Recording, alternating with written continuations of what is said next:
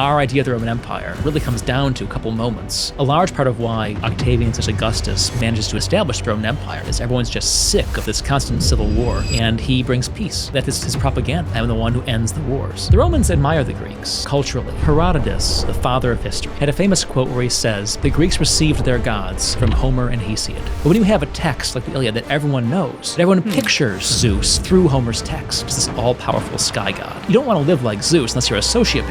And if you don't respect him, he'll get you. In the Christian world, we have this idea of guilt. God cares about who you are more than what you've done. Greek gods couldn't care less about that. They care about getting their due, which is, above all, the smoke of sacrifices and the prayers of mortals. How many gods they have? Over 13 Olympian gods. And who were the Spartans? The Spartans are trained. They're professionals. But they weren't like the supermen that we see with the 8-packs and 300. Oh, they weren't? They were probably very effective. They won some good battles. And actually, Thermopylae is not the most impressive battle. It was the next year, Plataea. All the Spartans came out and defeated the core of the Persian army. But it was a weird city. There are literally hundreds of Roman cities scattered around Turkey. There's a spot near Antalya there. What's up, guys? Thank you so much, as always, for watching my channel. If you have not hit that subscribe button, can you please do me a huge favor and hit that right now? I appreciate everyone who's been watching these videos consistently. The #1 analytic we need to get these videos into the algorithm is you guys hitting the subscribe button, though. And when you do that, we get them in and we can continue getting great guests. So thank you to everyone who's already taken the time to do that. And thank you to all of you who are going to do so now. Enjoy the episode.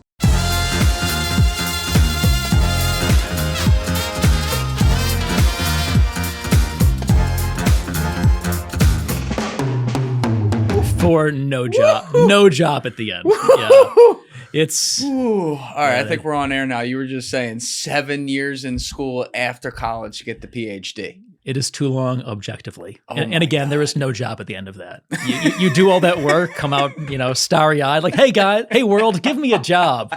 It's like, hey, no. Oh, my God. At what point do you realize, like, in that process that there is no job waiting at the end of the tunnel? Is it like a year in or 3 years in, or like right at the end, they're like, fuck you? It's kind of a slow and building fuck you, I would say. You realize pretty early, like, no, I won't be the one who doesn't get the job. I'm going to be different. I'm better than the rest. Like, no, there's no job for you either. Well, you know what? Yeah. You have figured it out, my friend.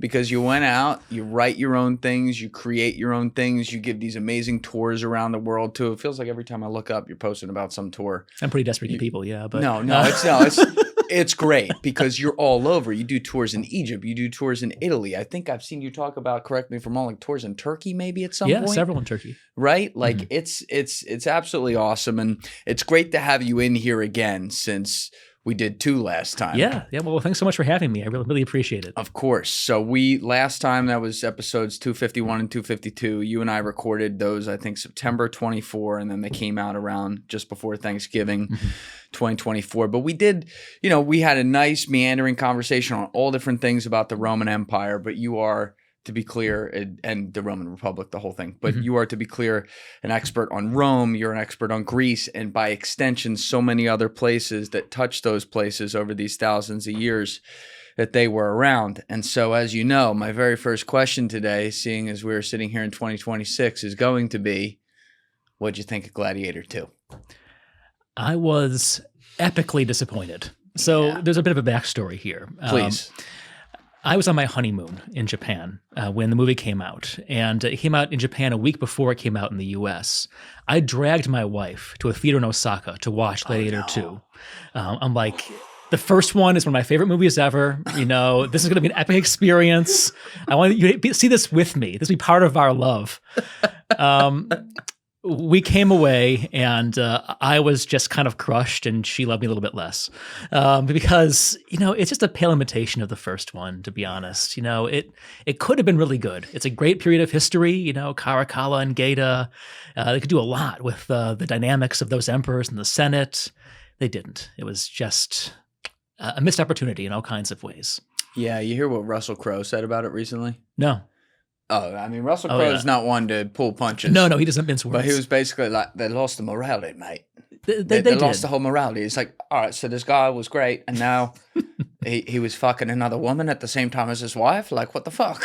Hadn't thought of that. They diminished Maximus a lot, and it's just the same movie, but worse, right? They try and do the same plot. Basically, Yes. it's like, hey, it's his son. And now it's the same movie, but, in a way that's going to make you doubt everything you believed about Rome and yourself. That's what I'm saying. Yeah, I agree with you. I liked it better than I thought I was going to because I was scared before. Fair. And obviously you think I'm well-founded in that. I liked it better than I thought I was going to, though, because of how well they depicted the beauty of the area and things like that. But I agree with you. The story was limited. The story was just basically trying to mirror image, like we said, the old movie. And it's like, guys, you made a top 5 movie of all time. It's a perfect film. Leave it there, Right. Yeah. I agree with you that as in the first one, actually, that one of some of the magic of Gladiator for me was how magical Rome seemed. Yes. And that was in 2000, right? And they still had very impressive CGI for the city of Rome itself. It was amazing. Maximus going through his wheat field, which is behind me here. That was in Spain, I think. They shot that. But you only do so much with that kind of wizardry. If the action's not there, if the plot's not there, then the movie falls apart. And no matter how much you do in these little incidental things, they just remain, noise. Right. Now, they famously fictionalized a story there that had a lot of true points to it, like, time, era, people like Marcus Aurelius, who was obviously a real character that they, changed some things in the plot with to fit it. But it was such a, when you hear historians talk, such a beautiful representation of where Rome was at that time and what Rome was like. And that's part of why the movie really touched a lot of people. But if you could do a story that's not Gladiator, it's its own thing, whether it's fictionalizing a version of Rome or actually literally doing a true story, what movie would you want to see made? That's a good question. One that comes to mind, as we were just talking now, there was this general named Sertorius who fought in the era of the Civil Wars to Marius and Sulla. So this is about a generation before Caesar. Okay. And he was on the losing side. And he ended up in Spain, actually, and became this guerrilla warrior, leading all these Spanish tribes against his Roman opponents. So Sertorius, there's never been a movie made, I think, not in English anyway, as far as I know, about this guy. Yo, that's a plot. He was a badass. Wow. He made himself seem like this mystical warrior. He had this sidekick deer that would follow him around, that he would whisper secrets into his ear, he claimed. It was like the voice of the gods, this pet fawn of his. I'm misremembering things. But yeah, he was an interesting guy. Equal parts like Rambo and Merlin. So I think that if you gave me endless money to make a Roman movie, I'd go for Sertorius. And he's going across the empire too. So you said he went to Spain. Well, he stayed in Spain. Yeah. He went native pretty much, and was fighting the mountains of Spain. Again, this is the Rambo part, and was eventually hunted down by Pompey, in an early exploit of Pompey the Great. So I guess that'd be my hot take, Sertorius. The epic movie. He looks hard as fuck. Just looking at his bust, right? Is that him? That's Pompey actually there. That bust. Damn it. And I don't know if I think we have a bust of him because he lost, right? Is it the second one, maybe? That's Sulla. It's supposed to be Sulla, because he's kind of caught up in this civil war. But there are paintings of him for sure, but they're all fictionalized. We don't know what he actually looked like. So he had men fighting with him out in the woods, basically, and then the army just descended upon them. And eventually, hunt them down. Pompey had to bribe another Spanish tribe, if I recall, to he didn't defeat him in battle. He pretty much had a tribe betray him of his Spanish followers. So he's brought down by someone from the ranks of his Spanish followers. That's a great question. What was spying like?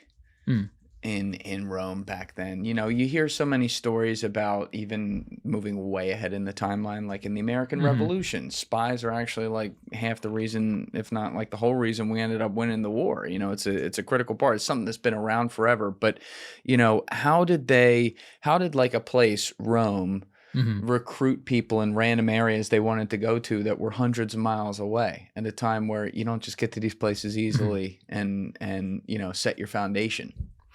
There's a lot of military espionage, right before a battle especially, trying to figure out what the other commander's going to do, for example.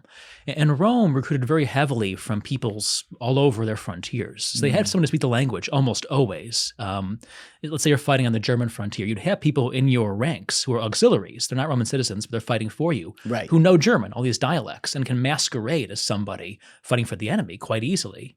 Of course, it works both ways. You have people who are Roman auxiliaries who betray the Romans to the enemies because they are ethnically German, for example. Famously, Arminius, the guy who defeated the 3 legions of Augustus at the Teutoburg Forest, the great disaster in the reign of Augustus, was a former Roman soldier and been recruited in the Roman army and then ended up betraying his, former paymasters. Did they catch him and kill him? No, they never did. Wow. I mean, he was killed by his own people, I think, or he died pretty soon afterward. But there was, so again, a lot of espionage in the Greek world as well. So it's not just a matter of like going and spying on the enemy. You feed them false information too. So like before the Battle of Salamis, for example, that's the big victory of the Greeks over the Persians, right off Athens, 480 BC. Okay. And Themistocles, who was the Athenian commander, or the Athenian kind of mastermind, feeds the Persians false information that tricks them basically into putting their ships, this huge navy, into a very tight place where they can be surrounded and destroyed by the Athenians. They win the war because of this false information. There are whole books written about military subterfuge, about tricks you can play on your opponents. And it's as old as warfare, I think. Yeah, it's also, you make a great point that if you're talking about Greece or you're talking about Rome, and you are literally an empire which comprises of so many different cultures of people who are from other conquered areas that, come under the umbrella. Right. Then they all have a reason to be there. If they're not brought in as slaves or something, they're a part of the Roman civilization, but their allegiances could very easily, it just takes one of them to have an allegiance elsewhere. Yeah, and in the later empire, when they begin recruiting whole tribes of Germanic-speaking peoples into the army, they call them allies. Foederati is the Latin term. Foederati. Federates, basically. Okay. These guys often have very slippery loyalties because they're under their own commanders, their own German-speaking generals. And it's one of the reasons it's often said that the late Roman army was so much less effective than its predecessor, because so many of their soldiers are just, German guys fighting for German generals, only nominally under Roman command. It saves the Romans money to do things like this, but ultimately it turns against them. Fellas, you already know what time it is. It's time to level up. And Blue Chew just dropped something crazy. I'm talking next level championship belt gold-plated energy. Blue Chew Gold is the newest innovation from the #1 chewable ED brand. This ain't your grandpa's little blue gas station pill. This is the 4-in-1 beast that's setting the gold standard for performance. We're talking 2 ingredients for blood flow to keep that rocket pumping, mixed with apomorphine and oxytocin to turn up the arousal and connect your brain to your body. Blue Chew Gold dissolves under your tongue and works in as little as 15 minutes. That means you can get it on quicker and stay in the game longer. Elevation without hesitation. This is peak passion and peak performance in a single tablet. So next time she sends you a "you up" text, answer with a picture of Blue Chew. Actually, don't do that, but make sure you take it and she'll be very happy later. You can make your life easier today by getting harder and discovering your options at BlueChew.com. And lucky for you, we got a special deal for our listeners as well. You're going to be able to get 10% off your first month of Blue Chew Gold using code Julian. That's promo code Julian at BlueChew.com. That link is in my description below, where you can get more details and safety information. Once again, that's BlueChew.com, code Julian, and we thank Blue Chew for sponsoring this podcast. Yeah, you can't just build a culture by sticking a uniform on it. No, I mean, to an extent you can, but only if there's more of your guys. That's what I'm and saying. then keep them in check. But it worked before this, though. If you go to Hadrian's Wall, there's all those forts along it where Roman soldiers. So this is in northern England, near the Scottish border. Hadrian's Wall, you Hadrian's Wall. So built by the famous Emperor Hadrian, and it's the northern border of the Roman frontier, or the northern border of the Roman Empire. To keep the barbarians out? Yeah, well, it's really more of like a customs barrier. It's a way to kind of regulate people moving across the frontier. But anyway, all the guys who are stationed, there it is. Yeah, and it actually never looks like this. It's always raining and sleeting, so it's a terrible place. It's north of England. Wow, that's magnificent. It's really cool. I've been actually right there where that picture was taken. This is in England. This is in northern England, near the Scottish border. So there were camps all along it of Roman soldiers who were defending this giant wall. And almost all of them were recruited from the frontiers. So they came from what's now like Holland, what's now like northern Germany or Belgium. And they would not have been native Latin speakers, but they were kind of assimilated into the Roman world by becoming soldiers, learning Latin, and doing this duty. So the guys we think of as being the most archetypal Romans, the Roman soldiers of the empire with their red cloaks and everything, are often not Italian or even from anywhere near the center of the empire. They're guys from the edges who have bought in. And their kids will be Roman citizens. Right. Often they are, the auxiliaries will get citizenship when they leave the army. And so they become, Romans. So there's always this kind of assimilating machine in certain empires, the Romans above all, where you can take people in, often through military service, slavery is on their way, and they become Roman in some sense. So they remain something else often as well. How would Rome decide? Because we should pull it up again, Joe. I always say it, and I never give you the link. That's my bad. But the bloodline map of Rome, where it looks like the arteries and the veins coming out of it. I guarantee you, we pulled this up last time. I think you did. I have a vague memory of this. But it just underscores how wide and far it stretched across so many cultures. How did they determine when they would conquer these different places, whether it be Germanic tribes or Gaul or going up to England? What was the determination where they'd be like, okay, we're going to make these ones slaves, we're going to bring these ones into our civilization, these ones we're going to watch over here in purgatory? What was the deal there? It was kind of a crapshoot, to be honest. There are books about the grand strategy of the Roman Empire, but they didn't really think that way. It's much more ad hoc. You kind of just react to things that are happening. In the beginning, the Romans only expanded because they were threatened from the outside by Hannibal, for example, coming over the Alps from Spain, or by the Greeks to their east. And so they expanded kind of defensively, which seems kind of paradoxical that they would do that. But you conquer someone to keep them from attacking you. Right. That's their defensive. That's what they say anyway. Later on, when there are emperors, you have to decide if a place is worth conquering. If the people there are numerous enough, are rich enough, more importantly, to reward both the money you get from sacking cities and also the money you get from taxing the place after it's incorporated into the empire. So Scotland's a good example. They never conquer what's now Scotland because there's nothing there. It's just a bunch of rocks and lichen, two goats licking a rock. You don't want to conquer Scotland because there's nothing freaking there. Ireland too. They're aware of Ireland. It's a bunch of barbarians and a rainy rock. We don't want to deal. It still kind of is. And so, we don't want to deal with this. And even Britain, they didn't want to conquer Britain. But the Emperor Claudius, the guy who came after Caligula, who was, a unlikely emperor for all kinds of reasons, needed a win. It's okay, well, Britain seems pretty easy. We'll conquer Britain. It's a new province. It's a laurel that I get, feather in my cap. That's why we'll do it. And then once you conquer it, you're kind of committed to it because you want to recoup the losses you suffered monetarily above all.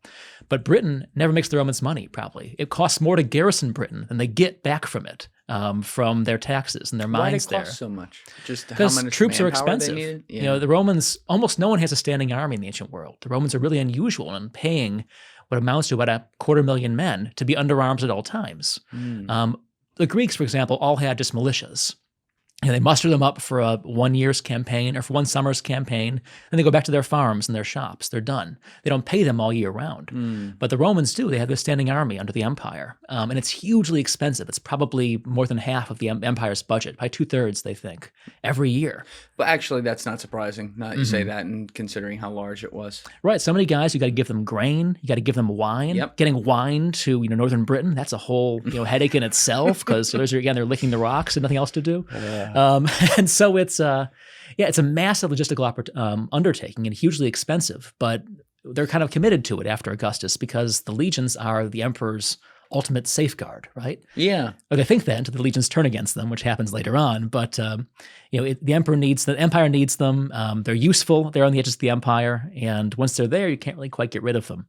Like you said, though, a lot of Rome was it's almost like responding to blocking and tackling rather than just being a grand plan. They conquered people as a mean of defense, even with the Punic Wars, which we talked about that a lot last time. So people can listen to that podcast with what was going on in Carthage and everything. But that was, violent to a T. It went on for a long time. But, did they, even if they didn't have a plan of where they were going to go at all times or what they were going to have to conquer or lay defense against a siege, was there a general strategy of for every place we conquer, for every 10 people, there needs to be one soldier or something like that? Or was that also very randomized? Okay, these people feel like they need more guards. These people don't. It's kind of dynamic. It varies over time. So like North Africa, the Roman frontier in North Africa is, I think, 3,000 miles long. Because all the way from Morocco to Egypt, it's across the whole continent. Yeah. But there's nobody there. It's the Sahara south of you, just kind of Berber tribes who will come and raid the farms. So there was one legion for all of North Africa up to Egypt. So for that 2,700 miles, that's just, about 5,000 guys and their auxiliaries guarding that whole giant strip. On the northern edge, though, on the Rhine and the Danube, there are, I think, 18 legions because there's so many more people beyond the frontier. There are real threats coming from Germany, from what's now Romania, from Ukraine. People, everything from steppe nomads to these very large confederations of Germanic tribes. So that they move people around. Like the Danube gets more and more people over the course of the 2nd and 3rd centuries. The eastern frontier, the Syrian frontier, facing the Parthian and then the Persian empires, has quite a few legions because the Persians are a big deal. They're a serious threat, but it's a much shorter frontier. This is all mountains and desert, and then one little strip in Mesopotamia that needs to be defended.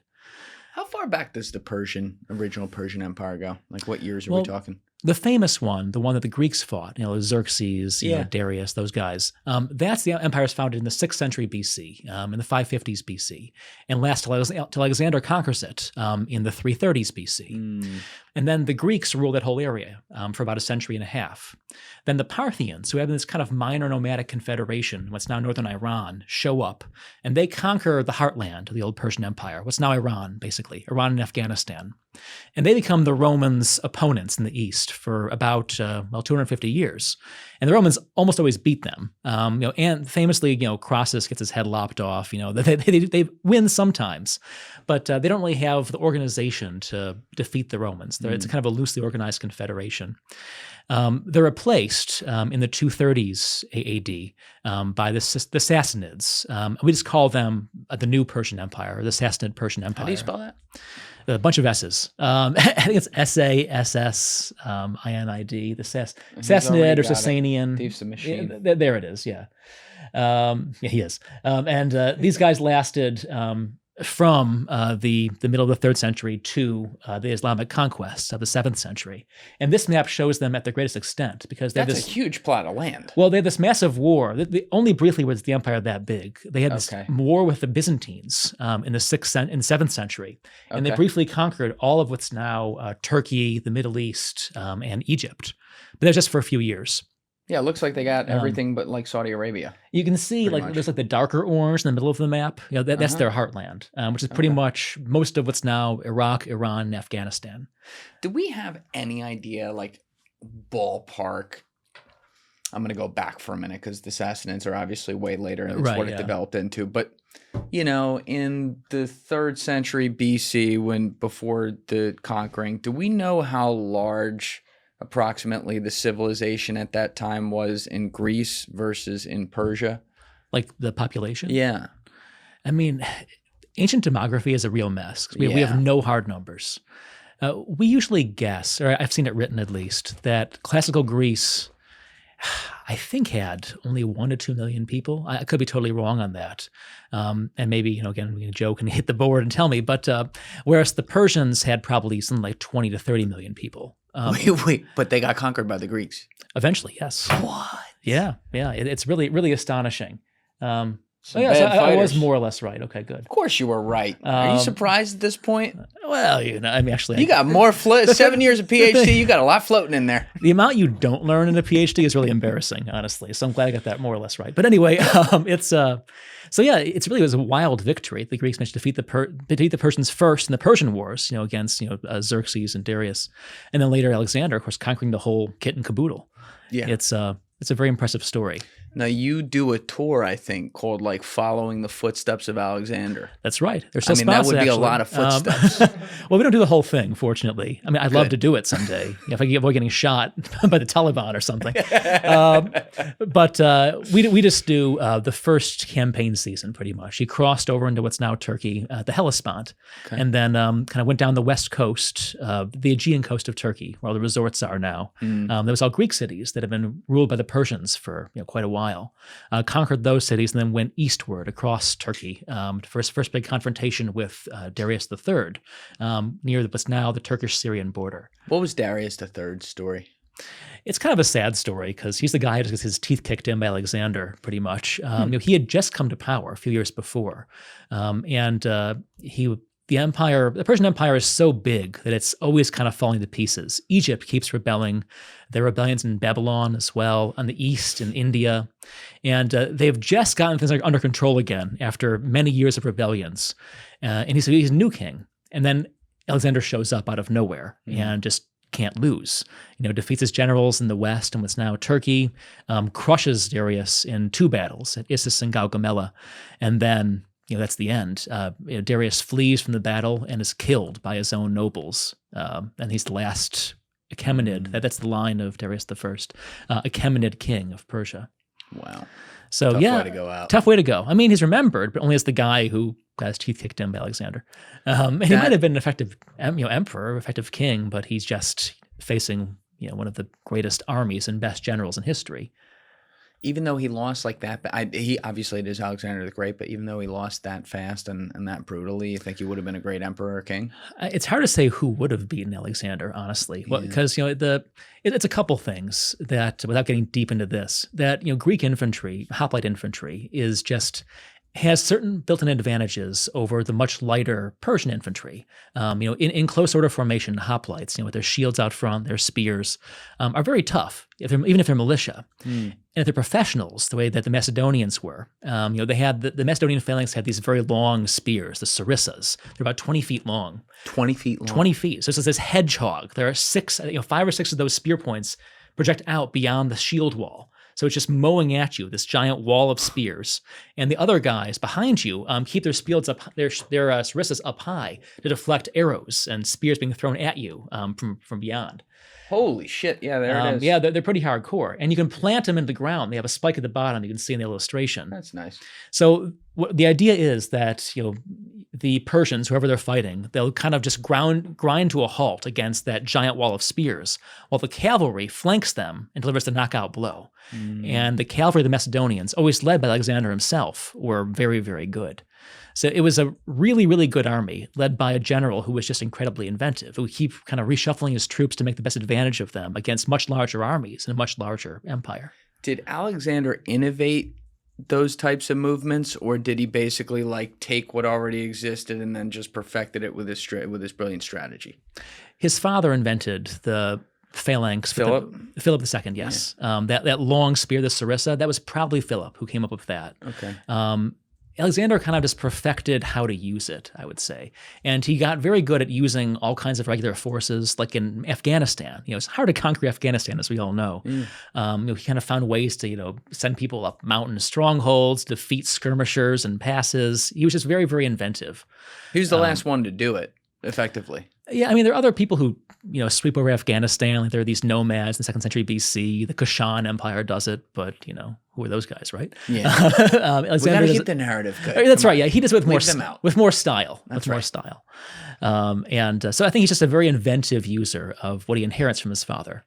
For that tour, though, what did you call it? The first leg? It's the first campaign season, pretty much. His first year, pretty much. So where he's going down to all the formerly Greek cities all across the Aegean and exactly, and kind of just following coast. The coast of Turkey. Yeah. How long did it take him to conquer all those places, ballpark? Oh, so he moved quite quickly. His first he crossed into Asia, Asia Minor, Turkey, in 334 BC. He had his first big battle with Darius III at Issus the next year, quite soon afterward. And after that, all of what happened in the Persian Empire, pretty much west of what's now Syria, became Alexander's. After that one battle? He won a couple other skirmishes too, and a lot of sieges where he defeated cities and local garrison commanders. How many guys did he bring with him on this campaign? They guess about 40,000. See, that's not that much. It's a smaller population, but still. Yeah, it's not. Persian armies are much bigger than this. At Issus, the first big battle between Alexander and Darius III, Darius probably has 3 times as many men, is the guess. We don't really know. Many more. But Alexander's just they're better soldiers, and he makes better use of them again and again. So really, it takes him only 3 years to conquer the heart of the Persian Empire. The second big battle, Gaugamela, is 331. That's it, 3 years. After that, Darius is dead. But then he gets bogged down in Central Asia for a few years. It takes him a long time to conquer Afghanistan again, it's Afghanistan. Geographics. Yeah. But really, he dies at 32. And at that point, he's conquered, not the known world, but, the part that they thought was the richest and most worth conquering, and had plans to conquer all the rest if he would have lasted longer. So he gets things done pretty quickly. Clearly. Clearly, It's amazing. But this is the part that never clocks for me is, like you said, a 40,000 person army back then is a very sizable army, to be clear, but the Persians had an even bigger army. And he wins a battle against Darius, and then, as you said, like a few more skirmishes, which let's just benefit of the doubt say full-blown battles as well that were also big in the area, and then he just, boom, has Persia. How... it's not like they had the internet and they're like, yeah, we lost this battle in the West. We're under their control now. Like, we're fucked. They're sending drones from Palantir here. Like, how suddenly do you, with an army that's moving and trying to conquer more places, say, congratulations, people, we're here as your liberators. We're in charge now. And by the way, you're going to follow all our rules. Like, did they leave the army behind at 20,000 of them behind, like 10 at a time in all these different cities to just say hello? Yeah. It's a good question. There were a lot of garrisons he left. They were pretty small for the most part and left in like choke points, major cities. But most people would never have seen a Macedonian. If you're out in the Iranian heartland, you would never see one of these guys. You would know about it, but you would know about it. You would, because there would be parties of skirmishers, for example, around the army. They might loot. They might take your grain or something if the army came kind of close. If you were far from the line of march, though, you probably only know because your governor would be replaced by a new governor who happened to be a Greek-speaking guy. And there would be this kind of a presence, a vague but a real presence of, Greeks. But it would have been very scattered. Your life wouldn't have changed very much unless you were quite close to the line of march. Then it would have been probably terrible. He would have taken your city, sacked it, taken your crops. For some people really rural, though, am I crazy to assume it might have taken a few years for them to know something changed? You only know because the taxes went up, pretty much. That was it. It's often said that there's a story from the late Roman Empire where, one of these Roman gentlemen from Alexandria in Egypt, this great cosmopolitan city, goes to his estates in what's now Libya. And he asks the guy, hey, who's the emperor? Do you know? And the guy looks at him, this peasant, is like, Agamemnon? The guy from the Iliad. So, there was never an emperor Agamemnon. You just didn't know. Yeah. But you would have known in the Roman world because of coins. Your coins circulate even in the countryside. They're around. There aren't too many of them, but they do come to the towns. You pay your taxes often in cash. Or you might be forced to in some cases. But besides having to pay taxes, besides going to towns and seeing if you're Roman again, the statue of the emperor, for example, or some other sign of the Roman presence, your life kind of exists outside the sphere of the empire's concerns. Did you know that there's an online cannabis company that ships federally legal THC right to your door? And that this company has found a way to combine THC with carefully selected functional ingredients to create gummies, baked goods, and flour for whatever type of buzz you'd want? The company I'm talking about is Mood.com and their incredible line of cannabis gummies. And you can get 20% off your first order at Mood.com by using promo code Julian today. That link is in my description below. Forget one-size-fits-all supplements that only get you high. Mood's functional gummies are optimized to kick in as little as 15 minutes and take you directly to the mood you're looking for. I love their Mind Magic gummies. These things get you creative in a deep flow state and the ideas start rolling. And of course, you've heard me talk about their sexual euphoria gummies, which turn every action into a full body experience. Beyond gummies, Mood also has a selection of flour, pre-rolls, bakery treats, and beverages. Listen, you can find gummies to just get you high pretty much anywhere these days. But Mood's functional gummies combine premium, federally legal THC with targeted botanicals to help you get into the perfect mood, usually in as little as 15 minutes. And everything ships discreetly right to your door. No dispensary lines, no awkward conversations, just better days and nights delivered to your doorstep. Best of all, not only is every Mood product backed by a 100-day satisfaction guarantee, but as I mentioned, our listeners are going to get 20% off their first order at Mood.com by using promo code Julian. So head on over to Mood.com. Find the functional gummy that matches exactly what you're looking for, and let Mood help you discover your perfect mood. And don't forget to use promo code Julian when you check out by using that link in my description below, because you're going to save 20% off your first order when you do so. Try it today at Mood.com. And, modern nation states care a lot about their citizens. They care about loyalty. They care about, income above all.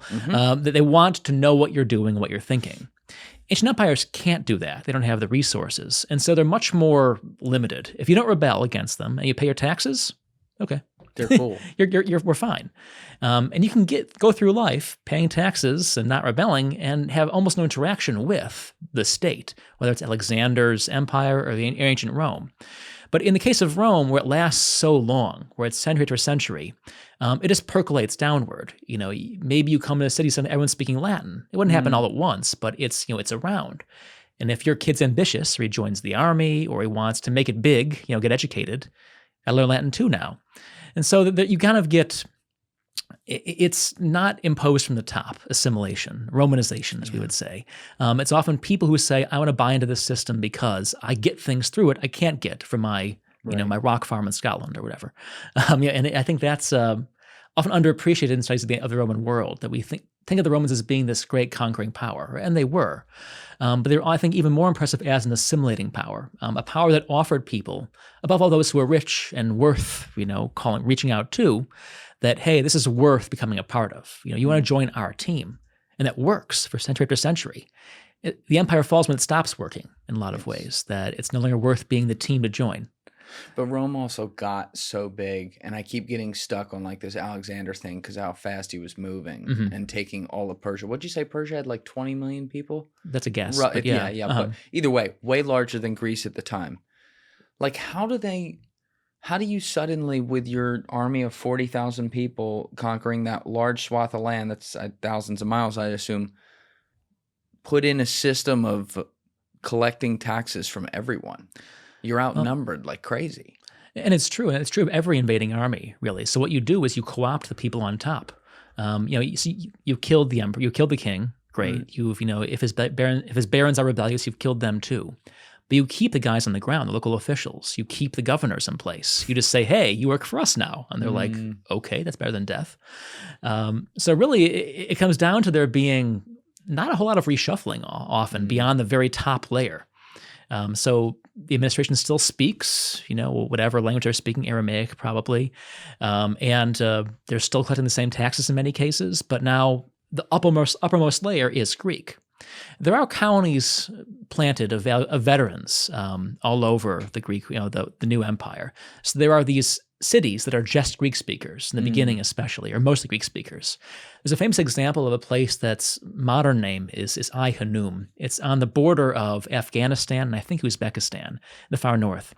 And they dug this place in the 70s before the Afghan-Soviet War and found what amounted to a Greek city 3,000 miles from Greece. They had a gymnasium, they had a temple of Zeus, they had Greek inscriptions. Whoa. So it was Greek settlers living in, the middle of freaking nowhere from the Greek perspective. But this place, exactly, there it is. That's it right there? It's Ai-Hanum, right. Wow. But this place looked very Greek. It actually was, kind of an assimilation in many ways of like the local Bactrian culture too. Like there were people there who weren't Greek speakers. They were part of the society. But Greek culture becomes, over the century and a half that Alexander's empire remains more or less, even though separated in different kingdoms, culturally intact, it becomes kind of this super culture, almost like English in Europe today, where you might not know much about America, but you speak English for convenience. People learn Greek to speak to either the local tax collector or to make it big in local administration, to go places. So even though in the beginning there is almost no presence on the ground, Alexander and his veterans, they introduced this culture that has, like Roman culture later on, a real capacity for absorbing a whole world, which happens, if only on certain levels, across this vast swath of Asia. But also, I think it underscores the point when you can bring beauty and organization as well, because these cities that you uncover that are ancient Greek, pretty impressive. Roman, they're amazing. It's a example to people, and they're like, oh. Ours isn't as good as that. And you can kind of win people over, I would imagine, as well. Yeah, cities, of course, are very, very old, and much older than the Greeks or the Romans. But I think that the Greeks and Romans make cities an instrument of culture, an instrument, kind of a statement that no other civilization has done, in a way that no other civilization has done, So everything from those gridiron streets, they call them Hippodamian streets, to having an agora or a forum in the center, making making the city the place to live if you want to be anybody in this civilization, that, you're not living in your state out in the country, which is the default mode, in kind of a more feudal society, that the city is the place where you are Roman, you are Greek, where you connect with the greater power, where you worship the gods, where you're seen and where you see and are seen. I think they commit to the idea of urbanism in a way that no other culture had before them, the Greeks and the Romans. And we see the traces of that physically in sites like Ihanum, which is this Greek-looking city in the middle of Central Asia. Amazing that like settlers got that far away too to come out Well, there. Well, it is, and there were a lot of inducements financially, like they might give them tax breaks to come to migrate from the Greek world. A lot of them were veterans. They fought for these kings and end up settling in these places that are kind of faux Greek. And I should say that these aren't just Greek or just Roman, these cities. They are also Bactrian, they're also Gallic, they're also British. There's a lot of these kind of cultural compromises being performed. Wait, what do you mean by that? Like that those guys had a say in how it was built, or what? I mean, so like the dominant culture, the hegemonic culture, we would say, is Greek at Ihanum. The people in charge speak Greek, they're culturally Greek.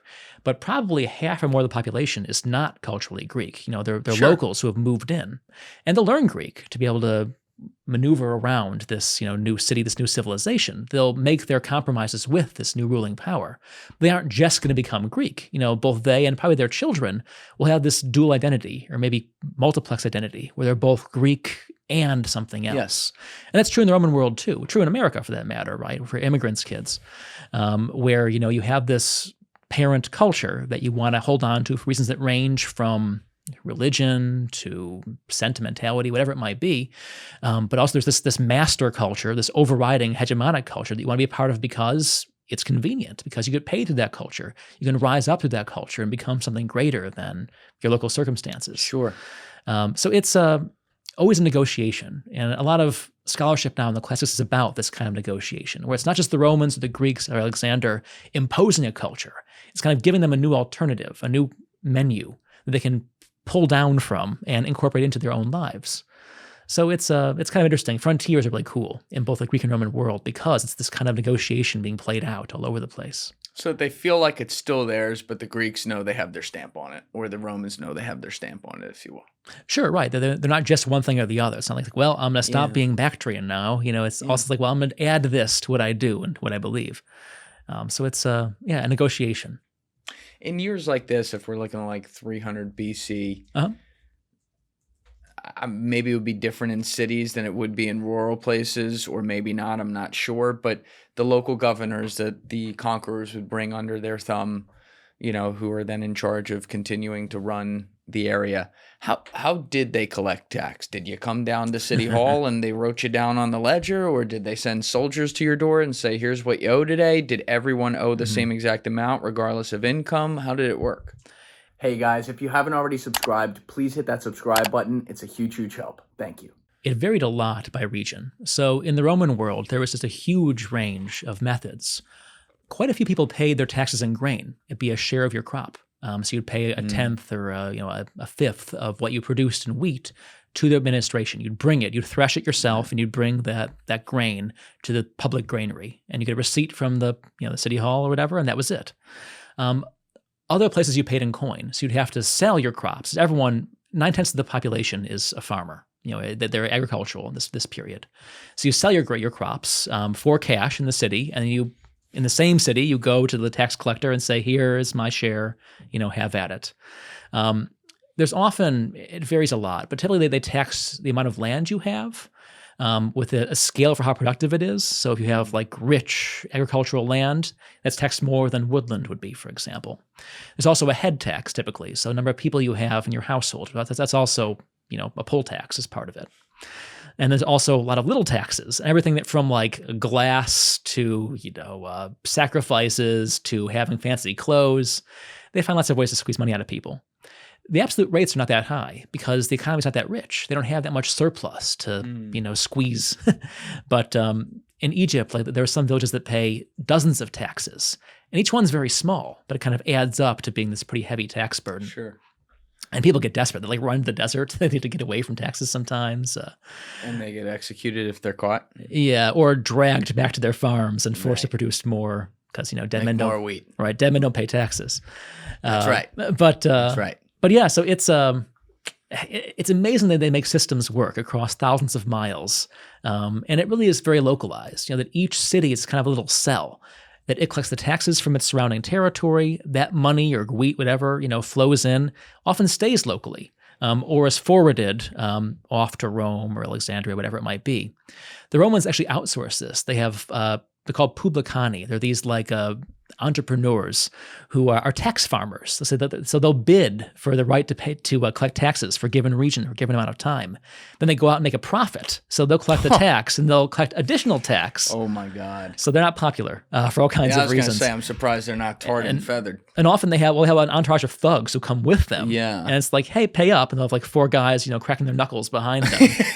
And so they actually have... That's the original Vinny and Louie. Exactly. And there's actually a few papyri from Egypt. It's like, yeah, they just beat me until I paid. They wouldn't stop. So yeah, they're not gentle, but they want their money, and that's what it comes down to. Yeah, I whenever we think about the organization of these places and then think about the lack of speed of communication they had, that just blows my mind. You could have what was the name of that place they dug up 3,000 miles away from Greece? Ihanum. Mm-hmm. So you got a place like Ihanum. If an emergency goes down there and they need to ask permission from Central Command in Greece, what's going on? How many days until they hear, and 2 years later, there's a fire. 2 years later, all right, you're allowed to put it out. What the fuck? Well, and that's the thing. If you're a governor, you kind of have to take initiative. There's a wonderful set of letters. There's this guy named Pliny the Younger who governs part of what's now Turkey, and he's living in the reign of Trajan. Okay. We have what years? This is I think he's 115, give or take, is when he's governing. BC or AD? AD. Anyway, so we have his letters to the emperor. He's like, hey, there is the aqueduct's falling to pieces, here in this city. Hey, we got a slave here who's pretending not to be a slave. What should I do? And he sends dozens of letters to Trajan. And eventually the emperor says, dude, just take care of this yourself. There's always kind of a polite, testy reply well, Pliny, you should have kind of done this on your own initiative. Because it's probably a matter of a month, give or take, to get to Rome and then a month back, longer during winter when they're not sailing. The usual idea is that if you're riding along, galloping on a horse, you cover maybe 50 or 60 miles a day on decent roads. If you're on foot, 15 or 20. And that's it, unless you're sailing a ship. If it's summer and it's 2 coastal cities, okay, great. You can get from Rome to Alexandria in 2 weeks. But during winter, that's, a whole lot longer because you're going around the coast, just galloping along, and it's months. Game of Thrones had this figured out with the whole raven thing. The ravens are cool. Yeah. Or you have fire beacons like Lord of the Rings. That's a real thing, but it's pretty rare. It's for in certain kinds of invasions, frontiers have these things. Yeah, the fire beacons in Lord of the Rings. Right, which are hardcore. And that is based on actual ancient history. Right. Yeah, for 13-year-old Garrett's yes, I'm going to history now. But, what's that? So that's based on something real? There were frontiers they had in the Byzantine world. If I remember correctly, it was the Eastern Byzantine frontier facing the Arabs. So there was always these raids that come across the desert there, from the caliphates. And there were, I believe, a series of fire signals that went off towards Constantinople to warn people of the oncoming raid. Can you imagine seeing that light up and you're oh shit, Super Bowl's here. It's going down. Yeah. Let's go. And within 10 minutes because they just go however many miles it was apart where you can move. So fast. I forget how far they were spaced, but yeah, it's very hard to move anything in the ancient world. And the sea helps a lot, but there are storms, there are shoals, there are leaky little ships, and it's just not. Yeah, and back then, obviously, like you said, the ship technology was nowhere near where it was even in the 15, 16, 1700s, obviously way later when they were sailing across to America, where they still lost a lot of ships. Right. They're little ships. Come across, yeah. So people have talked before about the Antikythera mechanism, which was found, I guess, not that long ago, a few decades ago or something, and it was believed to be a 2,000-year-old computer that was, I believe, I want to say from Roman or Greek, one of them, and that's obviously an amazing finding. But Do we have like a record of other major shipwrecks that happened that, you know, ships just never made it back with really important stuff on it that we've never found in our oceans? You know, often it's so common it's not even reported that things happen. But it's like the Antikythera mechanism, which is really cool. That was found about 100 years ago, but was not understood for much longer because there's just a bunch of, you know, rusty bits of bronze. Yeah. It's thought to be an astronomical calculator, where they would kind of, figure out what the heavens were doing. Probably made on Rhodes, they think, by a workshop of people who did like nautical instruments. But we aren't totally sure. About 100 BC is the usual guess. And it's sort of an analog computer, basically. It's amazing. But kind of a one-off. It was never done again, as far as we know. We have a fun thing. It's like in the Pantheon in Rome. Wonderful. We were just there. Right. Wonderful building, you know, awesome. If you look at it from a distance, the columns of the porch, the portico, are a little bit too short. It's kind of an odd proportion. So if you look at the building from a distance, from like there used to be McDonald's in the back of the square, from like back there, there's like a cornice line above the actual roof of the porch that's about 10 feet higher.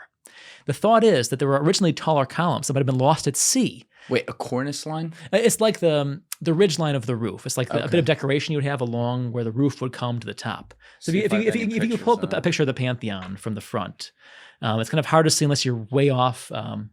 So here, if you look kind of, there's the portico out front. See above the top of the roof, there's a secondary line of decoration up there. Yeah. It's higher. It's thought that it was supposed to be that tall, the porch, but the columns that came from Egypt, they're from either granite that come from southern Egypt, were lost at sea, is one theory. So they're kind of talking about shipwrecks that had a consequence on history. That's one possibility. That or they were diverted to, exactly, there we go. That or they were diverted to a different project. We aren't sure. But it's quite possible that the ship bearing all those gigantic, bits of granite from Mons Claudianus or wherever, just hit a rock and sank. And then they figured it out on the fly. It's like, well, we've got some other columns, and Trajan or Hadrian says, well, stick them in.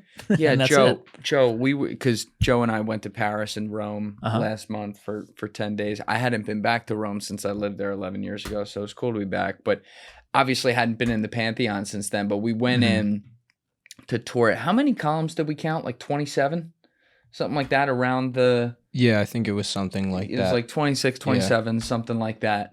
But we were like, you go up and you touch the column and you're just like, how did men move this so perfectly, build this into here, construct this beautiful artwork within the walls as well, perfectly proportioned. Yeah. You got the top of the oculus, You got the top of the oculus there, which I'm kind of blocking in that picture, sorry. That the rain falls in a certain way, like it's breathtaking. It's breathtaking that they can pull this off. And that it's preserved so well there. You see what the whole city was like in some ways, or at least its monuments were like. And each of those columns, those big granite columns there, weighs about 40 tons, I believe it is. 40 tons. But those are by no means the biggest. There are obelisks from Egypt that are moved thousands of years before this that, weigh 300 tons or more. Is the obelisk in the middle of St. Peter's Square one of those? It is. Yeah. It's that one came, I'm trying to remember where that one came from originally, maybe Heliopolis or something. But that was moved by Caligula, that obelisk. There's an even bigger one next to St. John Lateran. It's the biggest one actually that we still have. And St. John Lateran? Yeah, it's one of the big basilicas on the edge of the city. It's called I think it's called the Lateran obelisk. And that's the biggest one that we still have. And they got that from Egypt to there? Yeah, it's from Karnak, I think, if I remember correctly. On a ship, yeah. So we actually, they build these very long ships by their standards, maybe 300-ton ships, and they would kind of ballast it with lots of grain, for example, to keep the ship more or less level. A lot of grain.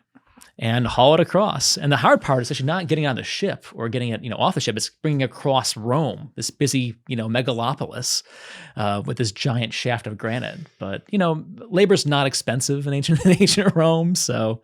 Drug smugglers could have had a field day with that. They would have had a lot of fun with this. Were there any, OG drug smugglers back then? Well, there were outright smugglers of all kinds of things, because there are... all kinds of local customs barriers in the ancient world. Pirates are really, kind of the OG smugglers in a lot of ways. They also attack ships, but they're moving goods too. They had pirates over there back then? In the ancient world? Referred to as pirates? Oh, yeah. A gigantic problem for the Romans because... Real fast, Toldinstone, are you familiar with Colin Woodard you ever seen his work? The name is familiar. You might. So he was one of the main experts, like the main expert on, it's escaping me, but the Netflix documentary about the golden era of pirates. That's yes. Okay. Right. So I had him in here. Oh, really? Like almost 2 years ago. Oh, very cool. And I think I got it fucked up in my head where I'll have to go roll the tape because I had food poisoning while we were recording that. So it's tough to remember all of it. That's unfortunate. But okay. he was amazing. but, he got muscle through around here. But yeah, okay. I was under the impression, like thinking back on it when I was thinking about this podcast a few weeks ago, that like pirates themselves were kind of like that term and that idea was born in the Americas back then, but you're talking about it. Oh yeah, I mean it's different in a lot of ways, but it's the same idea. You're attacking shipping and either ransoming people or stealing their stuff, and it became an epidemic in the 1st century BC. So the Romans conquer the Greek East. They don't bother to replace the navies of these peoples that they attack in the Greek world. So all over the Aegean and the Eastern Mediterranean, there are huge pirate squadrons that attack whole cities. There's this famous sanctuary of Delos, for example. It's an island. It's an island in the Aegean. It's a very big sanctuary of Apollo, and they sack it because there are so many pirates that they had to defend themselves against these people. They sack cities all over the Eastern Mediterranean, even in Italy too, because there are squadrons with thousands of men rolling in because the Romans don't have a navy to oppose them. Eventually, Pompey, Caesar's great opponent, is deputized to attack the pirates to take care of this problem. And he sends squadrons across the whole Mediterranean Sea, just kind of sweeping the coast, going west to east, and destroys the pirate fleets. Whoa. But yeah, it was a massive problem. Yeah, the Cilician pirates. Here we go. Cilician pirates dominated the Mediterranean Sea from the 2nd century BC until their suppression by Pompey in 67 to 66 BC because there were notorious pirate strongholds in Sicilia on the southern coast of Asia Minor, modern-day Turkey. The term Sicilian, is that pronounced like that? Cilician. Right. I'm sorry. Yeah. Cilician. Yeah, I was here. I'm like, Sicilian. Yeah, different guys. Yeah. Was long used to generically refer to any pirates in the Mediterranean. And fun fact, so he takes all their ships, burns their ships, doesn't kill them all. He actually settles them in cities, and what's now southeastern Turkey. He builds cities for them. He does. There's a place called Pompeiopolis in what's now southeastern Turkey. I went there actually once. And, of course you did. Yeah, as one does. And they're actually given gainful employment. Like, all right, pirates, this is like your work release. It's like the original Australia. It is, exactly, but because no one wants to live there. It's like a giant swamp. Yeah, there it is, Soli Pompeiopolis. So they're like, just build a city for us. And, they probably do the work to build the city. But yeah, he just settled them there in their own community. Like, all right, now you have to go to work for a living. That's fucking nuts, man. Yeah, so there we go, work release. But so fun stuff. Pirates are ancient. But, you were talking about like the boats that would bring something as large as an obelisk over. They had to use let's get grain just to balance this out because you're dealing with very, very old sea technology. Are the pirates operating on boats that are like a similar size, or is it like the dinghy boat Somalian pirate kind of thing? It's probably a lot like the Somalian pirates in the beginning, where it's like small squadrons of men who foray out from the coast, from coastal bases, to attack ships that are... Because ships in the ancient world never want to sail right across the Mediterranean. Storms are too dangerous. They want to hug the coast whenever they can, stay within sight of shore. So that means they're always targets for pirates who are based on shore, waiting for a ship to come into sight. And they go out from their base and attack. So these guys were based in what's now southeastern Turkey, in Cilicia, whence their name. But so they would never go straight across? Almost never. Sometimes they would. They'd have to in some cases, but it was preferred to stay close to shore. So if a storm comes up, you can get out of harm's way. From a safety perspective, of course, that makes it, minus the pirates, that makes a ton of sense. But like from a time perspective... It slows it down. Yeah, you're going... But it also helps that the winds in the Mediterranean, at least in the east, kind of blow in a way that if you're coming from Alexandria, if I remember correctly, it makes sense to go along the coast. They kind of go first north and then west.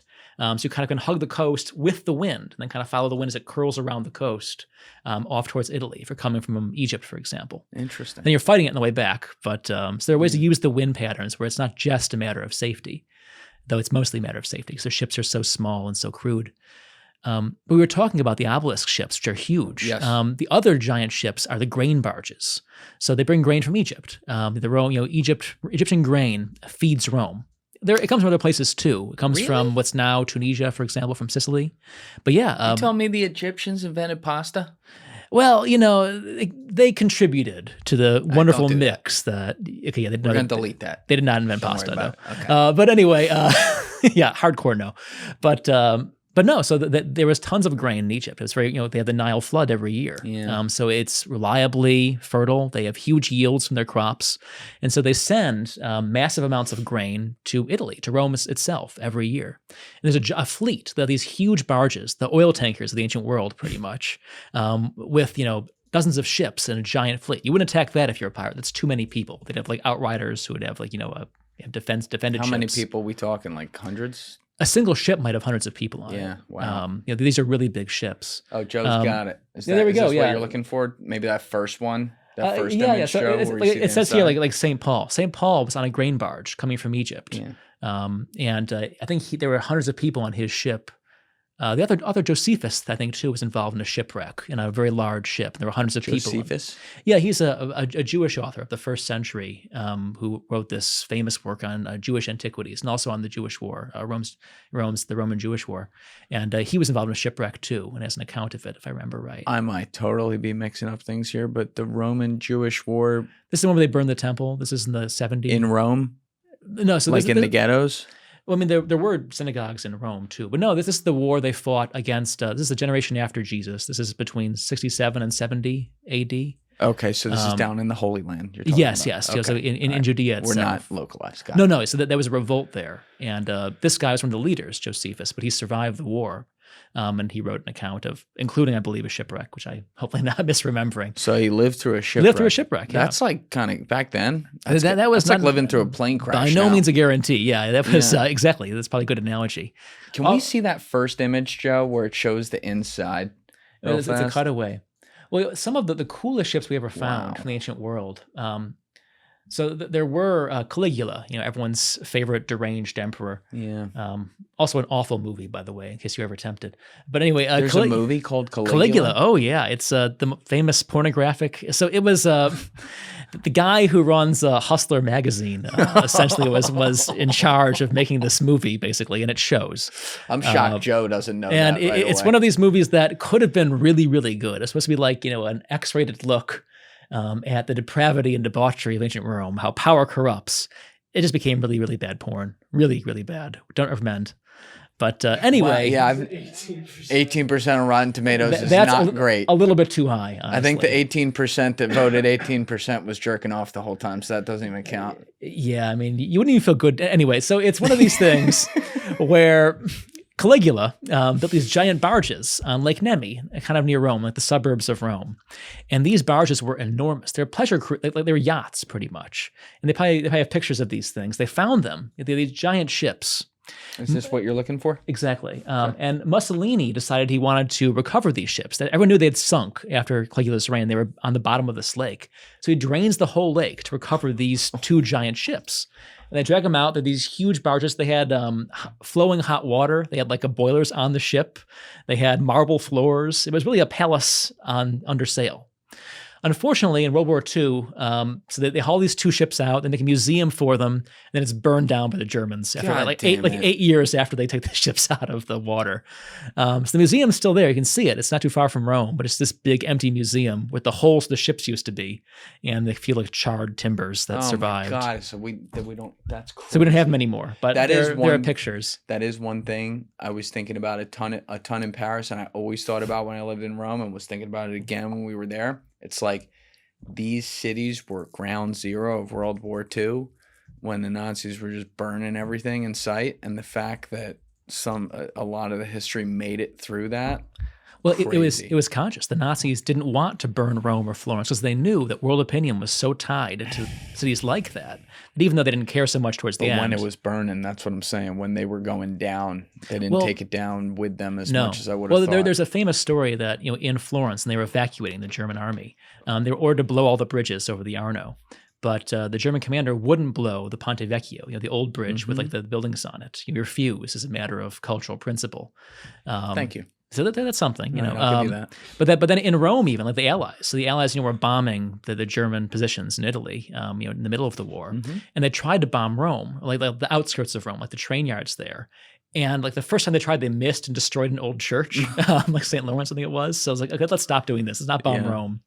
They did bomb Pompeii. They didn't mean to. They were trying to hit the like the storage yards around Naples, but they nailed Pompeii in a couple raids and destroyed a few of the buildings there. How far away is Pompeii again from Naples? I mean, it's right across close. the bay. It's a few miles. It's probably, I don't know, 10 miles away. They missed by a few miles? Well, there's something near it they were trying to destroy, but yeah, they totally hit Pompeii. I mean, just look at the fucking volcano and start there. Yeah, like, right. Jesus Go from Christ. that. So that there are a lot of that's been rebuilt since, but you can still see holes here and there where they from shrapnel. This is amazing, though. Marble floors. Oh yeah, it was flowing really water. a palace with oars and sails. The original Titanic, and it's run on oars. That's crazy. Yeah. And so there were two of these things. It's a very small lake, Lake Nemi. But whoa, that's the rendering of it. That's a Renaissance reconstruction of it. But yeah, it's got like 18th century watchtowers and stuff. Yeah, it wasn't quite that fancy, but it was fancy. It had like a miniature palace, sort of. I don't know, somewhere like around one side of it. Can you go back up real fast, Joe? And then I want to look at all that stuff too. What are we looking at in the middle there? The thing that looks like the world is yours statue from Scarface? That's a fantasy. There's not a giant statue in the middle, as far as I know. That would have been cool. That would have been really cool. That would have been cool to have that. The world is yours. That would have been hardcore. But what we do have for surviving, if you scroll down a bit, we have some like the metal fittings. They're in one of Rome's main museums at the Piazza Massimo Museum. Look at how amazing so that they is. salvaged those around the turn of the century before they brought the ships up. That's incredible. But all we have are these little fragments like that. We have a couple of timbers, like I said, that survive. Otherwise, it's all gone. And there's the... Oh, you can see the people standing around. Exactly, yeah. So that's right after it surfaced, when they drained the water of Lake Nemi. How did they... That's the 1930s or 20s when he's doing that, draining the water? Yeah. They had giant pumps, and they actually used, and there's an ancient, it was a drainage tunnel that the Etruscans dug in the 5th century BC that let the water out if it got too high. So it's a volcanic lake in an old crater. And there was a tunnel hacked through the rim of the crater by the Etruscans. They used that ancient tunnel. They pumped water into that tunnel and then let it flow out. That's amazing. But humans are unbelievable, man. Humans are wacky. They're wacky, but they're also like when you look at different time periods and different scales of things that they could pull off. It's like stuff that today I'm like, God damn, that'd be hard. You can see how small those people are. I mean, they're huge ships. But gone now, unfortunately. A ship like that, though. So they're outside of Rome. On the coast is the port of Ostia, which is on the sea, and that's where ships would come from. Ship like this is never fitting up the Tiber or anything like that, right? No. Yeah, the Tiber, only small ships can go up. There's actually a whole guild of guys whose job is to fish up stuff that sinks in the Tiber because the captains will try to go up it because they want to save money and not unload their goods and give it to the guild of guys who hauls it up the Tiber in little barges. Right. But so many of them sink whenever they try this. They hit rocks or they just run aground. There's a whole group of guys whose job is to salvage the cargoes of captains who sink in the Tiber.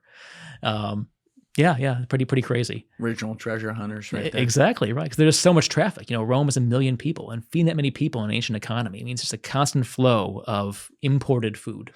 God, it had 1 million people back then. Mm-hmm. Yeah, the first, has like far and away. It has like 2.7 or something right now, I think, right? It only beat its ancient numbers into the 20th century. That's crazy. Yeah.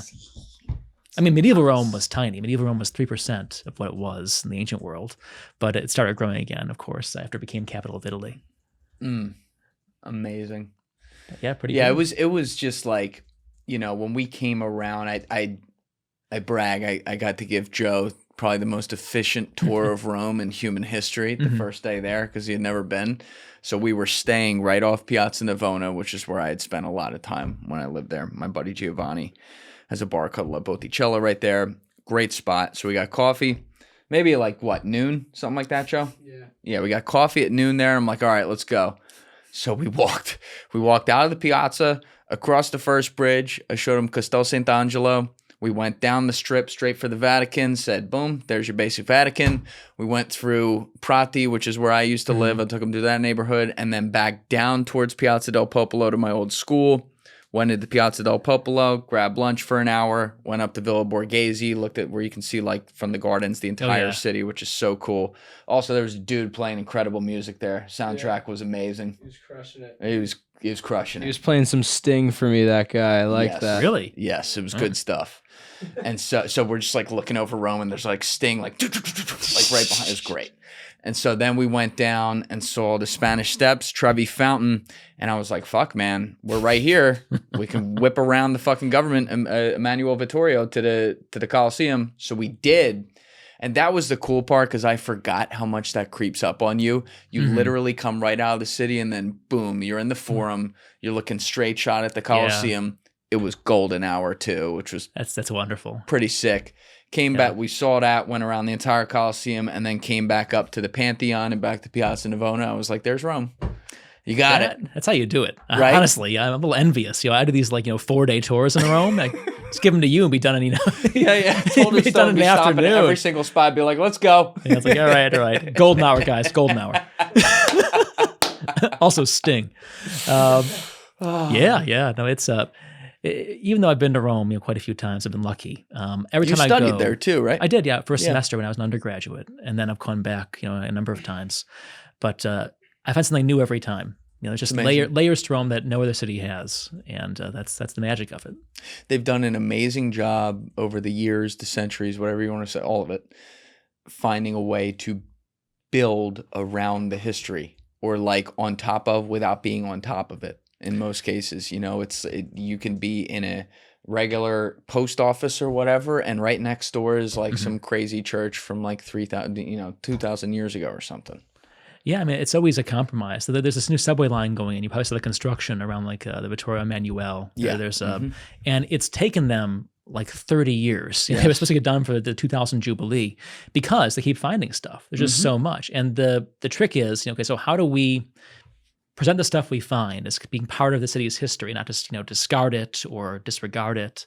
It's always trying to make the modern city live alongside its past, and that's not always an easy balance to strike. Yeah, the Metro forever has just been 1X. Yeah, just the two Because lines. that's all they could do. They have the two lines that go like this because all in the 4 quadrants is just God knows history, what. just way too much history to dig through. Yeah, the thing that I appreciated so much when I was living there when I was 21, and it was just the coolest thing ever.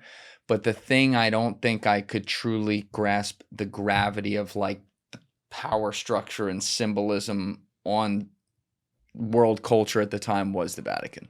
I didn't know as much. I knew, of course, what it was and some of the history. I had been inside it before I ever even went and lived in Rome because I'd been there before. But like being back there this time and then thinking about like this idea, this little country right here being like the cradle hold of the most followed world religion and somehow over not quite 2000, but roughly 2000 years. Boom, there here it we go, is. still existing in its form, for better or worse and everything. It's truly, that's a mind fuck for me. It's one of those places that, whatever your background is, whatever you believe, you can't go into St. Peter's Square or that church and be unimpressed by it. Whatever you think of it as architecture, as art, something more than that. It's just, the sheer accumulation of both, stuff of marble, of decoration, and the weight of history too you feel when you walk into that building is really cool. I did the tour a couple times of the excavations beneath St. Peter's Basilica.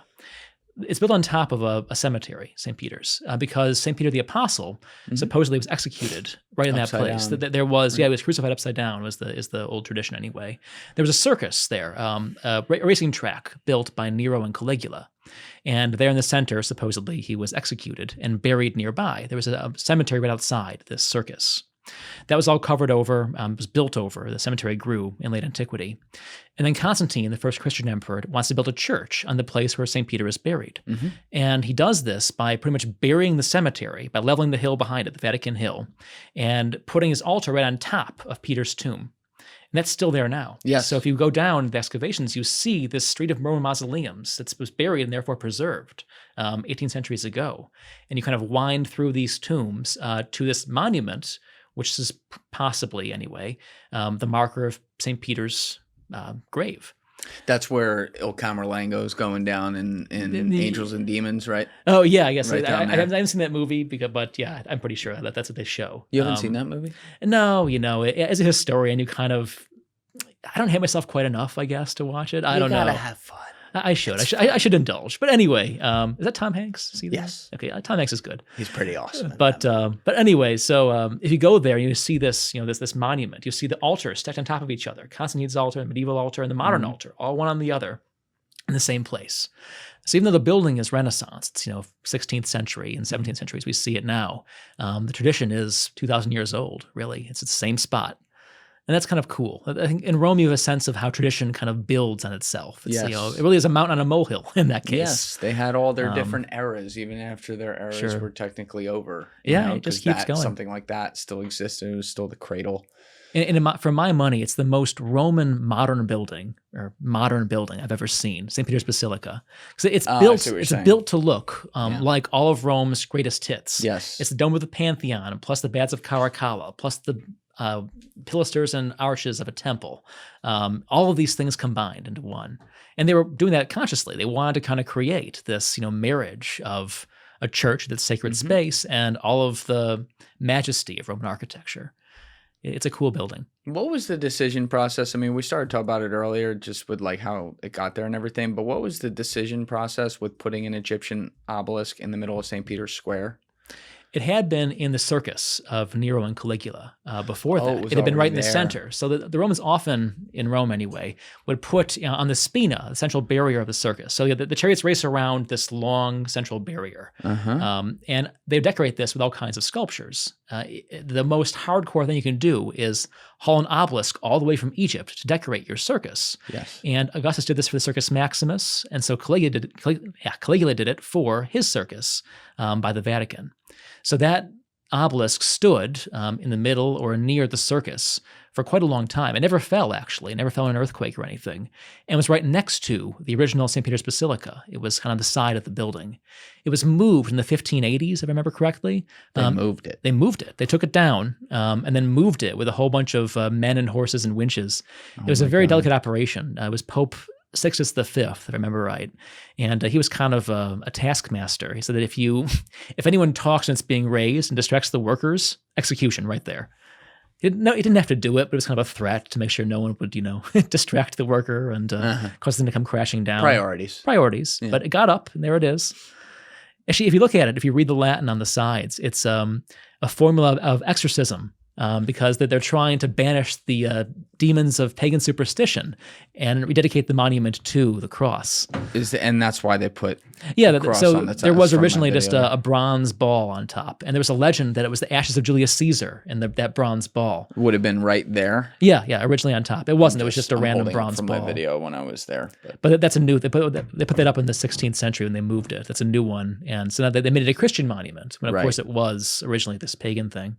Yeah, that's the thing I always think about. It's like, is ideology. there some underlying sub-messaging that was going on there? They put Christian on, but they kept the pagan thing. Oh, absolutely it was. Yeah. It's a way of showing, we won. We won, or is it some double entendre? Now that's Angels and Demons right there. Yeah, that's it. Dan Brown is twitching right now. That's somewhere. right. Like, yes, exactly. Come on the podcast, Dan Brown. We got to talk about that'd this. That'd be a fun one. I have no doubt. I've asked before. Really? I don't believe he's ever done a podcast. But I'd love to talk with him because he made these, he kind of got like a lot of shit because he made these, if you ever read his books, I read the books, they're great. He made these fictional books that were based on some truths because he's an actual, symbologist and expert on that stuff. So he would twist that into a story to where okay, clearly the way that this plays out is not true. But then people literalized all of it and he got attacked like crazy. But he's like, I'm just having fun here. Yeah, he was a victim of his own popularity, I guess, that people took him too seriously. Yeah. But it'd be a fun interview if you ever got him. Yeah. Maybe I got to bring you in here when I get him in here. You know what? I would just sit and listen. So how did you come up with that? He's just sitting there grilling him the whole time, just staring at him. You're everything that's wrong with America. Yes. What else in Rome? I don't know if I've ever asked this question before, but what ancient Greek inspired history exists there still today? So the Greeks had colonies all over Italy, well, in the south mostly, south and then Sicily. But there were Greek merchants in Rome pretty much from the beginning. If you remember, there's two small, well-preserved temples that are kind of near the Capitoline Hill. Okay. Anyway, they're near the river too. That area, there was a giant altar of Hercules, where the Romans always sacrificed Hercules with the Greek rite and the Greek way, because Greek merchants in the beginning had worshipped Hercules in this spot. Roman architecture is pretty much Greek architecture via the Etruscans plus concrete. So it's very heavily influenced by the Greeks. The whole idea of putting a portico with columns out front for a temple is a Greek one. The Romans just kind of put their spin on it in different ways, again, via the Etruscans. As far as Greek stuff goes, in some ways, the most interesting Greek thing I would say in Rome is this small church called Santa Prassede. That's Prassede, I think. And that's near Santa Maria Maggiore, the great church. And so this church is built as we have it in the 9th century, medieval Rome. But it has this small chapel off it that was decorated by Byzantine mosaicists, by Greeks living in Rome. And there it is, Santa Prassede. And there's there's the ceiling. I can see what you're talking about. There's a little chapel, a chapel of Saint Zeno. That's it? There it is, yes. And it's all these Byzantine-style mosaics that you see. It's this tiny little jewel box of a chapel. That reminds me of Orthodox Greek church today. And it should, because it was all Greeks who were doing it. There were a lot of Greek refugees in Rome in that time, because the Byzantine Emperor had this whole controversy about icons. You couldn't show the human form. See, Malakas, we let you in. We were nice to you. And a lot of the artisans and also monks fled from the east to Rome. Also, some of the popes were Greek in this period. Really? Because the Byzantines ruled much of Italy in this time. Rome was under the Byzantine Empire for about 3 centuries before Charlemagne showed up. Yeah, so actually, there's a good... I wanted to ask you about this because I don't think we got to this last time. But when the Roman Empire fell in like 475-ish AD, am I 76 is the classic date, but sorry. I'll give it to you. You're 1 year off. 1 year off. You're close. When it fell, that was the Byzantines that was the Germanic tribes who took it out, right? Exactly, yeah. So when did the Byzantines come in? So what we call the Byzantine Empire is just the Eastern Roman Empire. It's just the part that never fell. So there's, the Roman Empire is divided from the beginning by language and culture. So everything west of what's now pretty much the border of Croatia and Italy was Latin-speaking for the most part, culturally Roman, we would say. East of that, because thanks to Alexander and his successors, had been Hellenized a long time before it became part of the Roman Empire, Greek was the dominant cultural language. Interesting. So it's kind of an empire where half people speak Latin as their official language and half speak Greek. The Greek-speaking part, the eastern part, is much more urbanized. It's much richer in a lot of ways, better integrated economically. And so it's better equipped to survive the crises that bring down the western half of the empire in the 5th century. It was divided administratively for the first time by Diocletian, the emperor at the end of the 3rd century. And it becomes really its own deal over the course of the 5th century. They had 2 emperors, right? 2 emperors, one in the east, one in the west. And as the Western Empire falls to pieces, they ask for help from the East a couple of times. They get it occasionally, but often they're warring with each other. There's not much love lost between them. After the various Germanic tribes overrun the Western Roman Empire in the 5th century, the East survives. It's still going strong. So what's now Greece, the Balkans, Turkey, Egypt, the Middle East, it's all still Roman. And then under Justinian in the early 6th century, the 500s, from the 530s really, they come back to Italy. Greek-speaking Romans, the Byzantines as we call them, reconquer Italy, North Africa, and parts of Spain. Took it from the Germanic tribes, the Ostrogoths. I want to come back to that, but please continue. And so anyway, and they lose a lot of it pretty quickly to the Lombards and other Germanic people. But for about 250 years, Rome and much of Italy is under the rule of a Greek-speaking Roman Empire. Kind of an odd thing where the cradle of Roman civilization is being ruled from what had been the provinces, and the Greek-speaking provinces at that. And so there are a lot of Greek popes for a while because, they're not under the thumb of the emperor, but they're heavily influenced by Constantinople. That's so fascinating. Yeah, it's a period that people don't think much about because it didn't last too long and it was in the Dark Ages. That's what I'm saying. There's a real, for me, when Rome falls in 476, there's in many cases, this kind of gap in my mind for a lot of places between there and like the Middle Ages. It's the intermission, right? Yeah, exactly. That's a great way to put it. Music's playing, you It's know, like you get up, get your snacks. Meanwhile, like fucking 40 generations are Yeah. living, kingdoms are rising Exactly, and falling. right, Like nothing right. to see. Yeah, whatever. Lose it to the annals of history. And the real problem is that we just don't have many good textual records. That's the problem. And the archaeology is often pretty bad too. It's definitely the case that across most of Western Europe, it is a pretty bad time to be alive. You know, that there's a lot of instability. Economies are in ruins. There's just not much in the way of impressive ruins or impressive archaeology because material culture is so primitive. You know, it's not true everywhere. You know, Islamic Spain's pretty wealthy. Rome remains pretty important throughout this period, even though it is a provincial city now. Right. But if you're in Britain, for example, it's pretty bad. You know, after the Romans leave Britain, material culture really falls apart. Yeah, because Britain didn't really have their rise till, you know, I'm rounding here, but like 1000, 1100, that area. So effectively when Rome leaves, they're just destitute for a long time. Yeah, I mean, obviously there are people living there, you know, doing their thing, but it's just not, doesn't have much of a presence on world affairs for a long time, really until the Normans conquer it, which would be what you're talking about.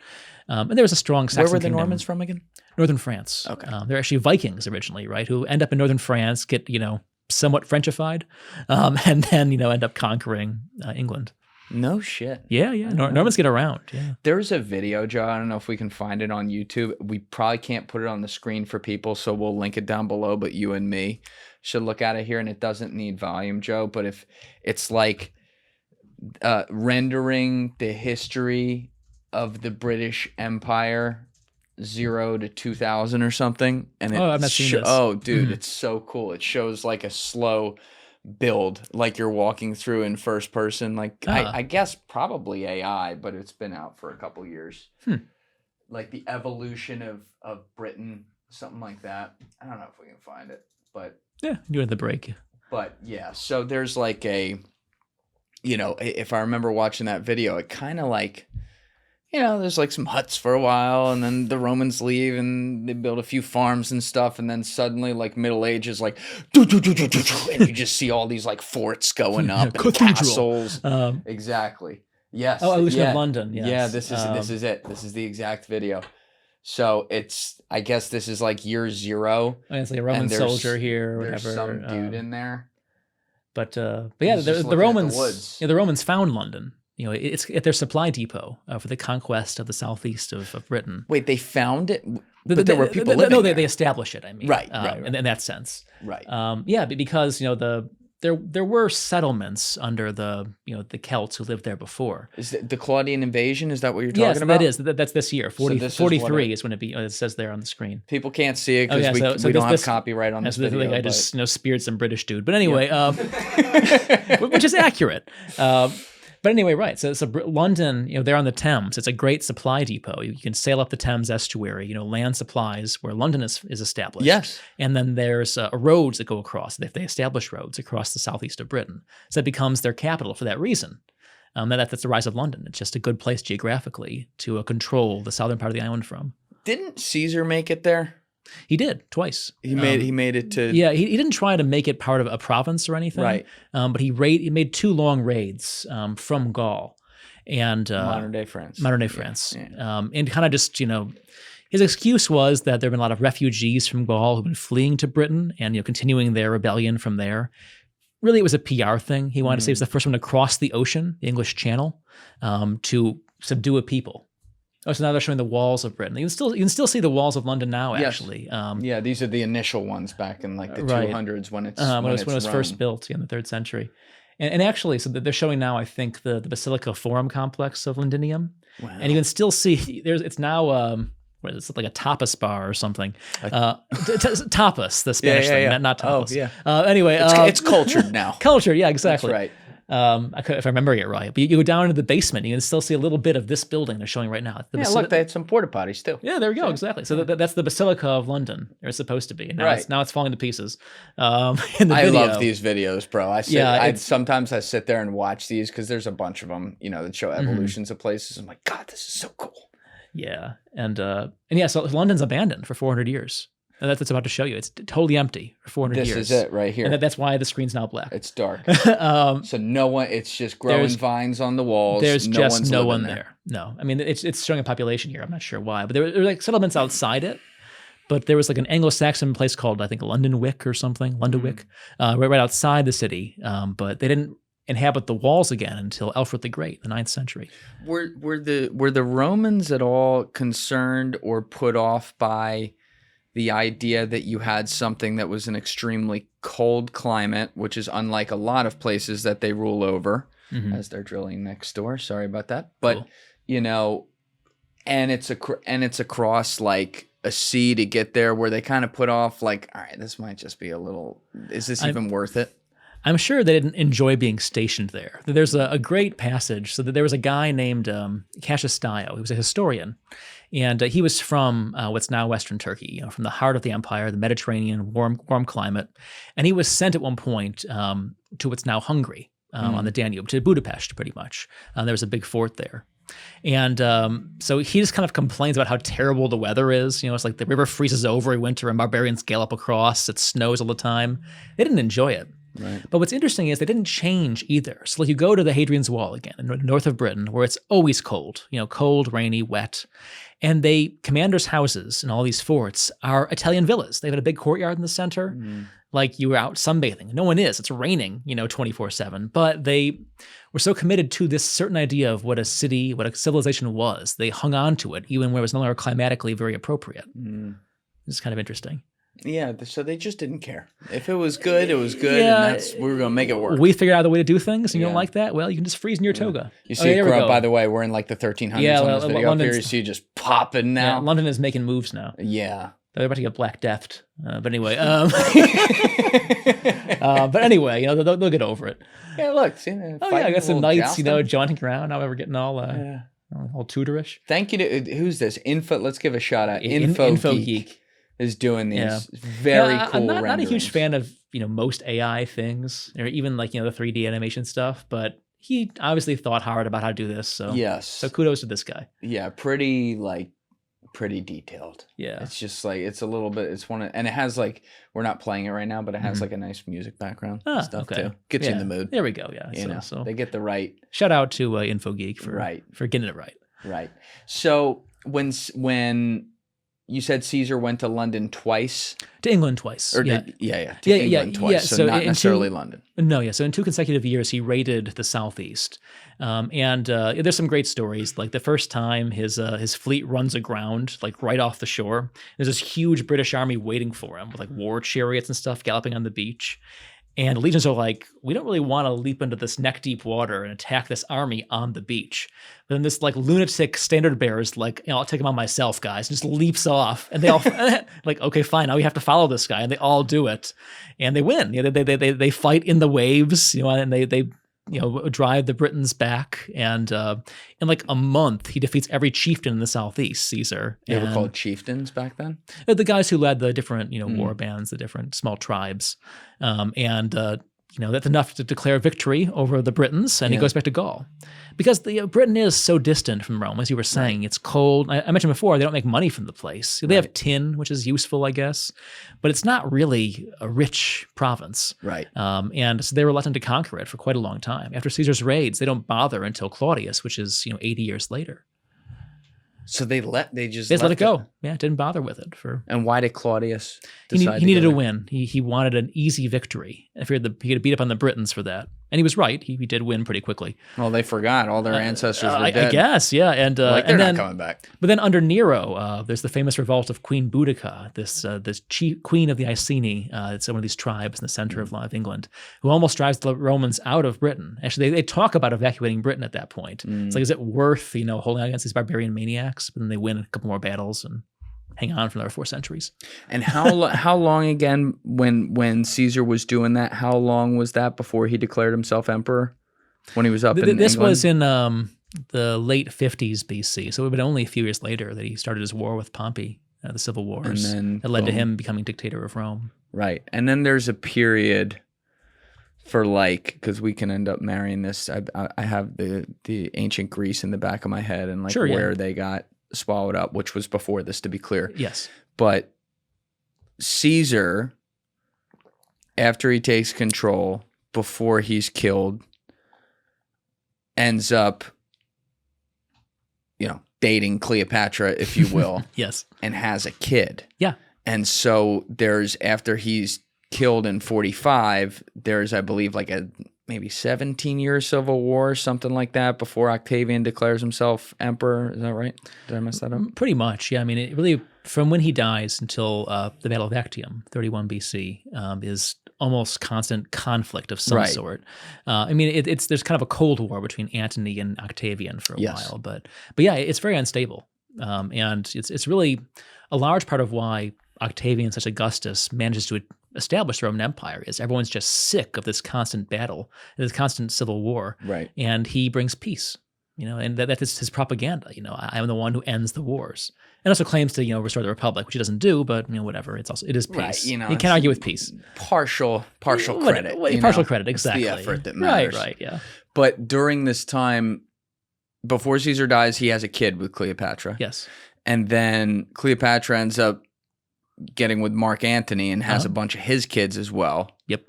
I think like 3, maybe. I believe so, yeah. And then didn't she declare them like province governors or something? What was that? Yeah, there was this crazy settlement they do where Antony declares that his kids with Cleopatra will become the rulers, like Hellenistic style, of most of the Eastern Roman Empire, kind of the provinces of Rome, like of Syria, for example, of Egypt as well, which is kind of dividing chunks of the Roman Empire into his family's or Cleopatra's own domain. And it's really a propaganda disaster. I mean, a coup for Octavian is like, look what this guy's doing off in the East. He's, selling off our provinces, to this harlot Egyptian queen. And part of why it's so easy to turn Rome against Antony before Actium.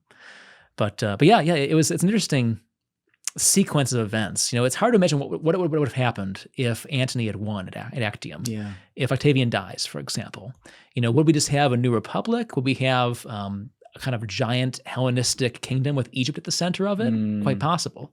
That's or crazy. It could have been very, very different. Our idea of the Roman Empire really comes down to a couple moments. That's one of them, Actium. What became of the 3 kids of Mark Antony? Antony's family, by his Roman wife, became part of Octavian's family. Actually, they kind of merged the families.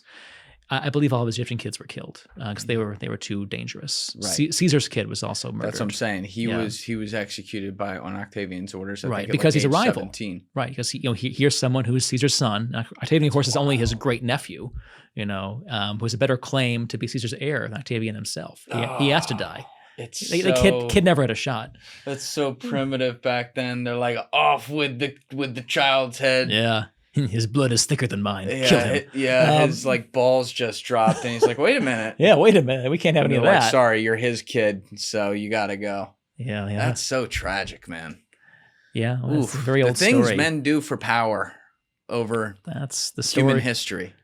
It's Roman history for sure. Yeah, it's a pageant of that kind of stuff. There aren't too many uplifting stories that come out of dynastic struggles. No, there's not. But Cleopatra, obviously, someone very well known in pop culture today, because she's had stories written about her. They made a Netflix series on her, which wasn't exactly historically accurate, but nonetheless, recognized name, someone that people talk about in history.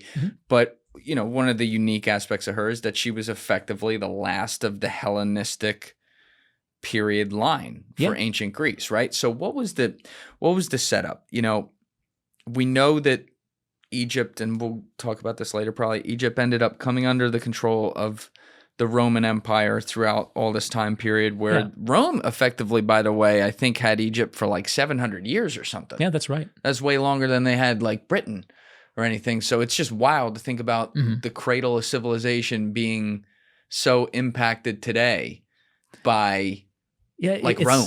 It's one of these things that we think of when we think of the Roman legacy. We think of Western Europe because Western Europe has adopted Rome as its spiritual godfather. Yes, basically, they've said they've owned it. We are the new Romans. Not so much anymore. But in the 19th century, the French and the British, with their empires, are new Roman empires, and they kind of claim this in all sorts of symbolic ways.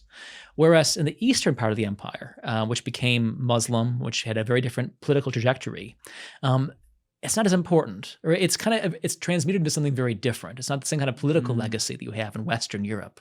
So it's forgotten that was all Roman for a very long time, because they've kind of, in Europe, reinvented themselves as Novu Romans in all kinds of ways, whereas that was kind of ignored or disclaimed even in the eastern part.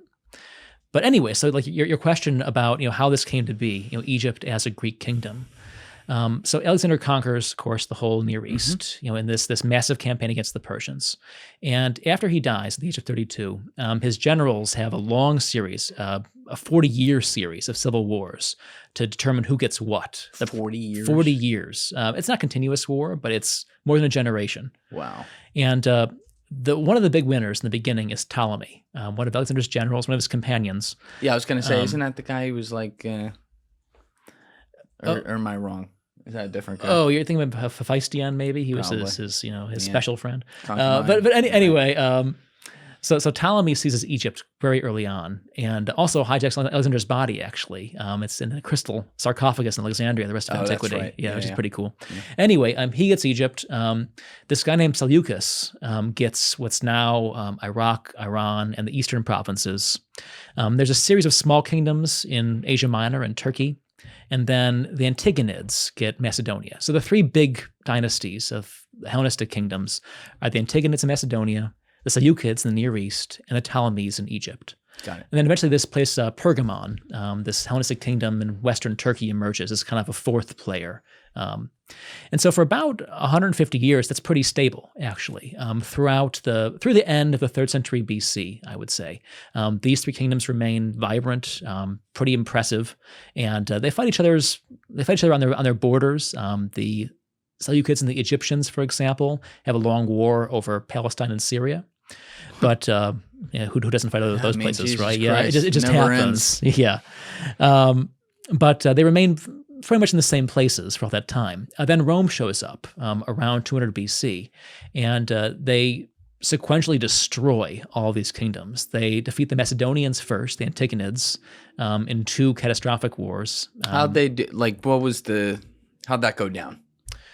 It's pretty complicated. So it kind of begins in the last part of the war with Hannibal, the Second Punic War.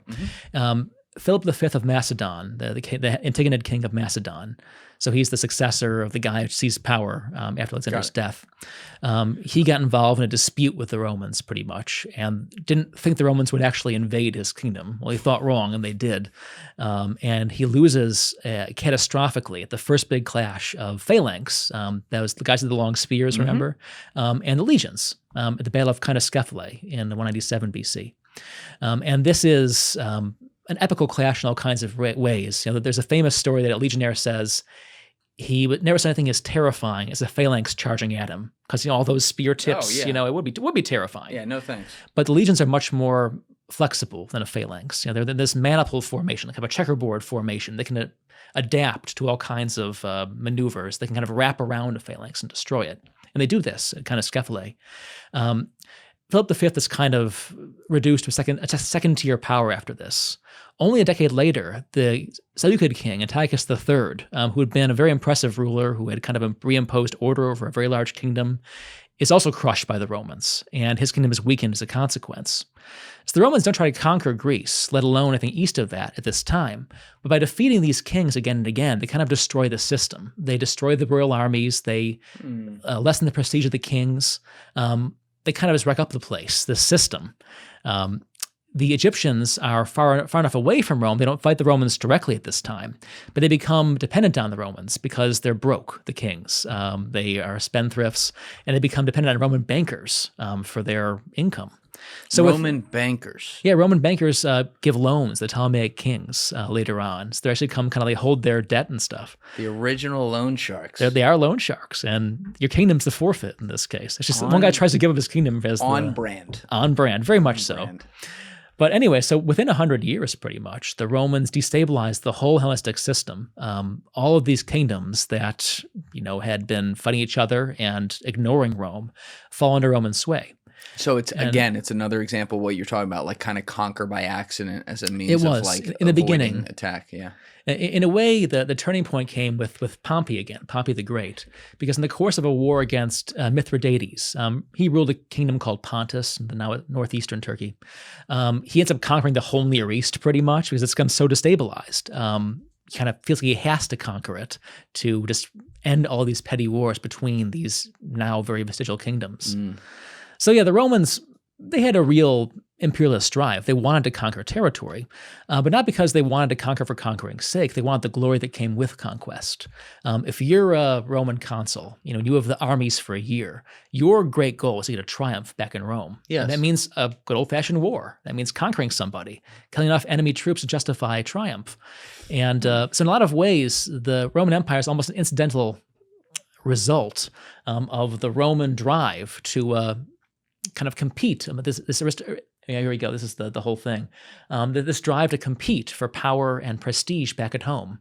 This is the full Roman Empire right here? Well, this is this shows up to 63 BC. And everything that yellow color is from Pompey's war against Mithridates. So the whole Near East pretty much. Yeah, because I would think that during, say, like the Second Punic War, where they're going through all this stuff with Carthage, and Scipio Africanus.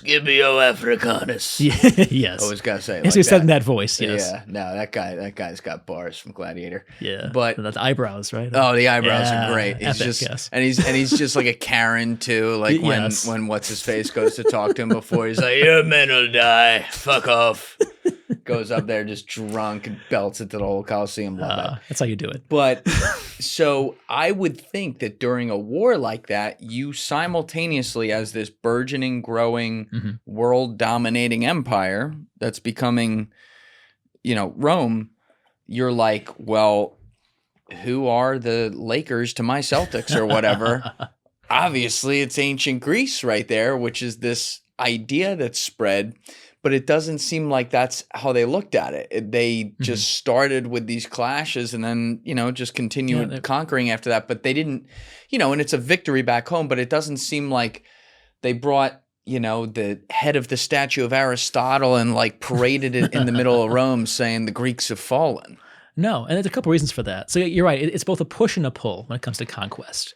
They're being pushed by the competition of ambitious men back home. So if you want to make your name in Rome, that means conquering somebody, winning a battle rather. And the pull is the instability abroad, above all in Greece and in the East, where there's so many conflicts that can draw Rome in and seem to threaten Roman interests. So you want to end those by defeating whoever's causing the trouble. And so they're drawn in as much as having any kind of ambition to conquer.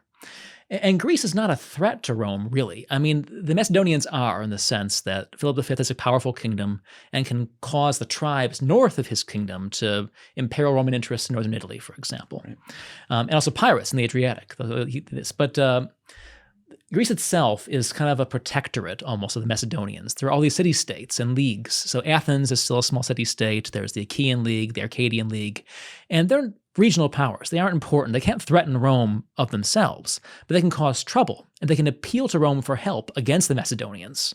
So by virtue of having a very complex and unstable political system, Greece is kind of a powder keg. It's going to draw the Romans in again and again.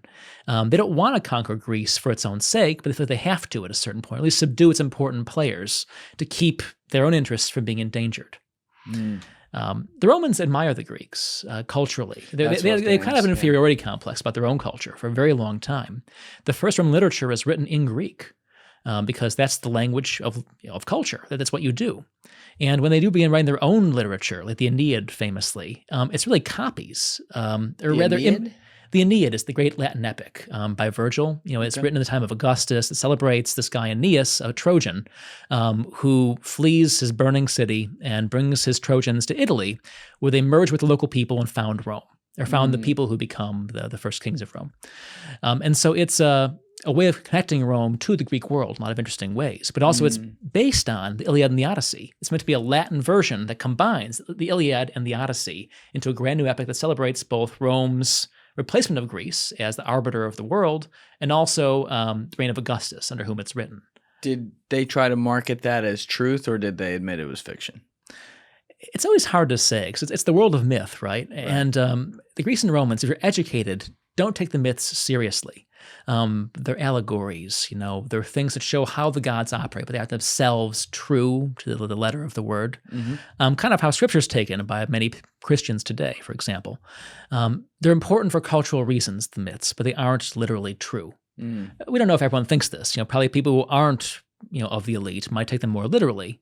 But the Aeneid, I think people understand that it's a useful myth. It's a way that connects Rome to the Greek world, to its cultural roots, and expresses what Rome has become in ways that bald political propaganda couldn't. You can say things with myths, you can't by just with a statue or with a spear. Right. A poem's useful. It's a story. Storyteller runs the world. It does. 100%. And so it's kind of the OG way of incorporating a lot of strands into one master narrative. But anyway, what I was going with all that was that the Romans, through this story, are kind of appropriating a lot of Greek models. And they're saying, we're doing this now too, but we respect the originals. We wouldn't try to replace them if we didn't respect them.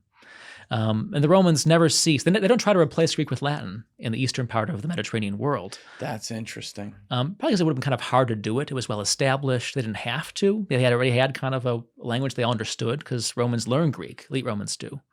But it was also a matter of respecting that culture, that civilization. So they had a real reverence for it. That's pretty cool. Yeah. And what year officially is it where like the Greek kingdoms came under Roman control, like maybe 150, 130 BC? Yeah, like that's about right. I mean, it's a sequential thing. Okay. But in 146 BC, the Romans formally add Macedonia to their empire. They make a province of it. And they also destroy the city of Corinth. Probably the wealthiest Greek city of its time, is destroy it. Like letters to the Corinthians? The same place, yeah. They actually rebuilt it then as a Roman city, and that's the place where St. Paul went. Got it. But anyway, so 146 BC, the same year that they destroyed Carthage, actually. So it's often seen as kind of the year in which Rome announces. It's a good year for the Romans, a great year for the Romans. But of course, Egypt remains independent until, Actium, until 30 BC. And Syria remains, more or less independent until about the 60s BC. So it's the Hellenistic line is running it. Meaning like Cleopatra was right. was She's Greek. still the descendant of Ptolemy, Cleopatra. So in history, we consider her Greek, though. Yeah, she is. But she lives effectively her whole life in Egypt. She's the first one of her line to even bother to learn Egyptian. Wow. Okay. Yes, it's often called Alexandria by Egypt. That's the preposition. It's not in Egypt, it's by Egypt. It's almost a Greek city that happens to be planted on the coast of Egypt. Understood. And the Ptolemies never regard themselves as Egyptian. They use the symbols of Egyptian power. They're shown as pharaohs in the temples, in Memphis or in Luxor. But they see themselves as what they are, which is Greek kings who happen to rule Egypt. And they relied on Rome. Later on, they became kind of in this like toxic codependent relationship with the Romans. So like I'm trying to think about this like before Caesar's killed and things go into chaos and there's a civil war. In the 10 to 20 years before that, does Rome recognize Egypt as a Greek-run kingdom that they trade with? Yeah, it's still independent. They still understand that it's the same line of kings who've been ruling it for a long time. It's Cleopatra and I guess Ptolemy the 12th or whatever. But they also understand that it's a dependent power. That Rome calls the shots across the whole Mediterranean. Okay. And really, after after Pompey conquers the whole Near East, you see on that map, Egypt's like boxed in. That the whole Mediterranean coastline, besides Egypt, has become effectively Roman. Yeah, it's crazy how like even though war technology and speed and size and all that is way bit different back then, all the strategies are the same. Get the high ground, block the sea here. Like it's just evolved, but it's still the same thing today. We're the same animals. Yeah. That's what I always tell people that, Absolutely. Obviously people, they think so differently from us, and they do in all kinds of culturally conditioned ways, but it's the same brains. Now we mentioned this earlier, but you do a tour in Egypt that focuses on the Roman history there.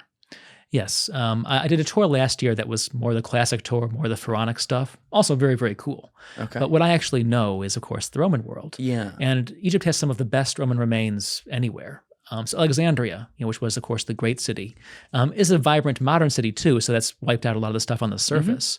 But there are these catacombs, what's called Kom el Shukfa, and this catacomb is from the early Roman period, we think, and it's decorated with this interesting fusion. There it is, of like Roman and Egyptian motifs. You have like Anubis, for example, in like the a legionary's outfit, which is pretty wacky. So yeah, there we go. There's like a very classic Egyptian scene, but it's like framed by classical laurels. So it's a really cool fusion of classical and Egyptian, and that's the well that goes down to it.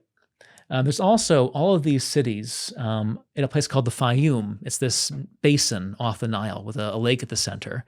And there are all these settlements that were planted by the Ptolemies, by the Hellenistic Greeks, that then remained Greek-speaking, culturally Greek, for the next 1,000 years.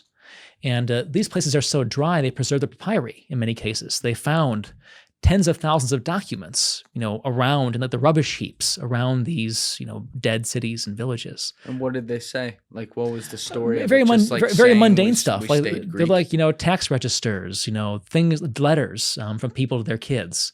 But these glimpses of daily life are so rare in our histories that was precious, and we don't have like the trash of the ancient world. Right. If you're in Rome or in Greece, it's too wet. The stuff dissolves. But in Egypt, we have things like these random papyri. Oh yeah, and so this is the region, the Fayum, and these are notes about it. But let me see, what's a good one? Karanis, it's a Kranis. It's one of the villages in the Fayum, and we have a lot of papyri from Karanis, for example. Is there a place where this papyri is on display today? Well, my own university, my old university, Michigan. I went to grad school there and then taught there for a couple of years. And at the Michigan Museum, there are quite a few papyri from Karanis. Whoa. You actually can work with them. If you do papyrology as a specialty, you can like piece one together and publish and translate it as as a project. Oh, that's so cool. And it's so cool to be the first person. I didn't do this. I took a different tack in my career, but to be the first person to bring the words of some ancient person into the modern consciousness. That would be cool to pretty much anyone with half a functioning brain to be able to do that. But to people like you who study this stuff and have spent so many years on it, to have the actual history in your and there hand, it is. This is the letter. And be the guy to bring it to the people. Oh my God. If you're working with the Iliad, for example, you're 27 centuries away from the author. Our oldest manuscript is from the Middle Ages. You're so far removed from, the whatever it was, whoever it was, the set of people who created that text. But here, if it's a letter from the ancient world or a tax receipt, it's not very interesting in itself, maybe, but you have that human context. Like holding ancient coins, the same idea. Here's the object that someone held 2,000 years ago, and now I'm touching it. And there's this kind of reaching of hands across that gulf of 2,000 years. Yes. Message in a bottle. Exactly right. All that stuff. Now, so it's very cool. You just brought it up, and it's actually a good time to talk about the Iliad because Christopher Nolan's about to go in on that. Yeah, sure. I'm very much looking forward to it. I think he's going to nail it. I hope so. We're due for a good movie. We are due for sure. But that text alleged to be written by Homer is written maybe like 600, 700, 800 BC, something like that. We really aren't sure. The guess is probably sometime in the 8th century BC, the 700s BC. When did we first discover its existence? We've always known about it because that text, the Iliad, is so central to Greek culture that it's people learned to read from the Iliad for 2,000 years. It was never forgotten, but even the Greeks themselves didn't really know when the Trojan War happened, and B, who Homer was and when he lived. And a couple reasons for that we can get into. But we think that the text of the Iliad as we have it now is established more or less around or by 700 BC. Around the first time the Greeks can write things down, actually. It's probably the first literary text ever written in Greek. And we believe it's a fictional story. Well, based on maybe some real things. That's the thing. Like it's hard to say, true or false. Like there is a Troy, of course. There's a city of Troy. There probably was a conflict around Troy in the 13th century BC between Mycenaean chieftains and whoever was ruling Troy at the time, probably just the local people.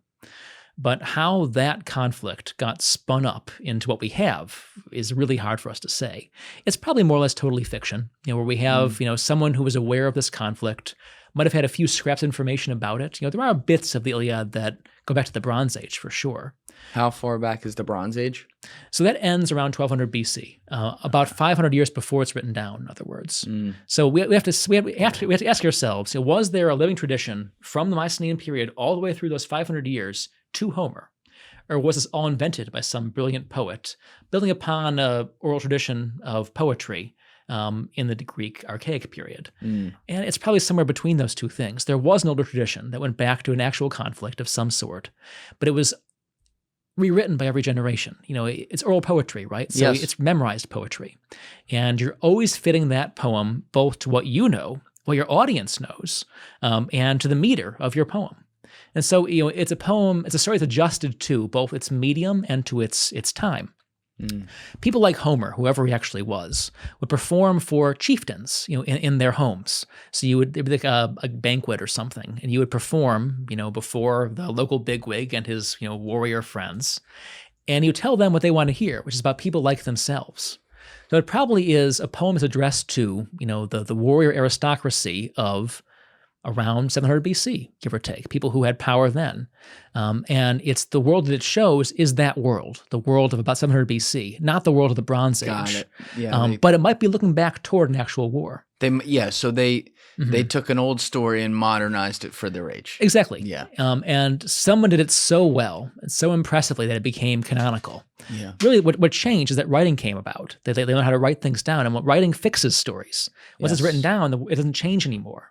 They can edit it, they can, manipulate it a little bit, but it's not a dynamic, moving target the way you have with oral poetry. And so we assume that, so the characters, Achilles, Paris, Agamemnon, Menelaus, these names might be Mycenaean in a couple cases. We have, Mycenaean. So the Mycenaeans. I'm sorry if I didn't mention that before. They're the Bronze Age rulers of Greece. They're this warrior civilization. They have citadels in places like Mycenae, which we name them after. Other places, Athens, for example. Are they considered ethnically Greek today, or were they from other regions and came in and conquered? They spoke Greek. So we learned to read in the 50s, the 1950s. We learned to read Linear B, which is their script, and they were writing an early form of Greek. So we know that they were Greek-speaking people in Greece, most of Greece in the Bronze Age. And we didn't learn how to read their stuff until 60, 70 years ago? We didn't have any text of theirs. They started excavating the palaces in the late 19th century and found all these tablets that had been preserved by being burnt. They were kind of baked. And they had these mysterious symbols on them. No one knew what they were. And then a guy who wasn't even a classicist, he was an architect, actually, but was interested in languages, named Michael Ventris, figured out that it was Greek. They don't say anything interesting. They're like, palace archives, like, this many, sheaves of grain were brought in by you from this village. But still, we know that it was Greek. They worship some of the same gods. They had a Poseidon, for example. And so it does seem like the Greek Pantheon, the Greek language, all these things do go back to the Bronze Age. So you could have a living memory of some kind of conflict go through all those centuries between the collapse of the Mycenaean civilization with the rest of the Bronze Age in 1200 BC, give or take, and when Homer is living and when his story is written down. So they collapsed at the end of the Bronze Age right there. And then there's like a 500-year period between that. And then what age again was Homer writing it, allegedly? We call it the Archaic period. Okay. It's sort of between about 800-ish BC and the Persian Wars and 480 BC. Okay. And that's really when the Greece that we know comes into being. The city-states, the hoplites, the Greek tragedy, all these things come into focus in the Archaic period. Before that, under the Mycenaeans, Greece was ruled by small kingdoms. There were no city-states. It was a very different kind of Greece in the Bronze Age. They're ruled by small kingdoms? So there are like Mycenae, the city that the whole is all named after, probably ruled the surrounding area. They had a king, who's probably also a high priest of some sort, and a band of warriors, and probably little villages that are subordinate to the main capital. But it wasn't like a city-state. It wasn't like that self-contained with the citizen body that governed itself. There's no democracy in the Mycenaean world. So it's just good old-fashioned iron fist rule. Right, exactly. And so when Homer is writing, it's probably for a world in which there are early city-states, and that's kind of the world that he understands. But he's looking back to a world of kings that he doesn't really understand all that well himself. And so all kinds of fun crossovers between Homer's own political universe. And then when he's trying to imagine that was existed a half millennium before he was writing or at least composing. How far back does ancient Greece go? Like what year? Like 3,000? Well, I guess it depends on when you define the beginnings. It's like the Minoans are around in the early Bronze Age. In 3000 BC, there's Minoan civilization in Crete. But they aren't really Greeks. They aren't speaking Greek language, as far as we know anyway. We can't read their script, Linear A. It's still a mystery to us. How do we figure out how to read like we ended up figuring out Linear B.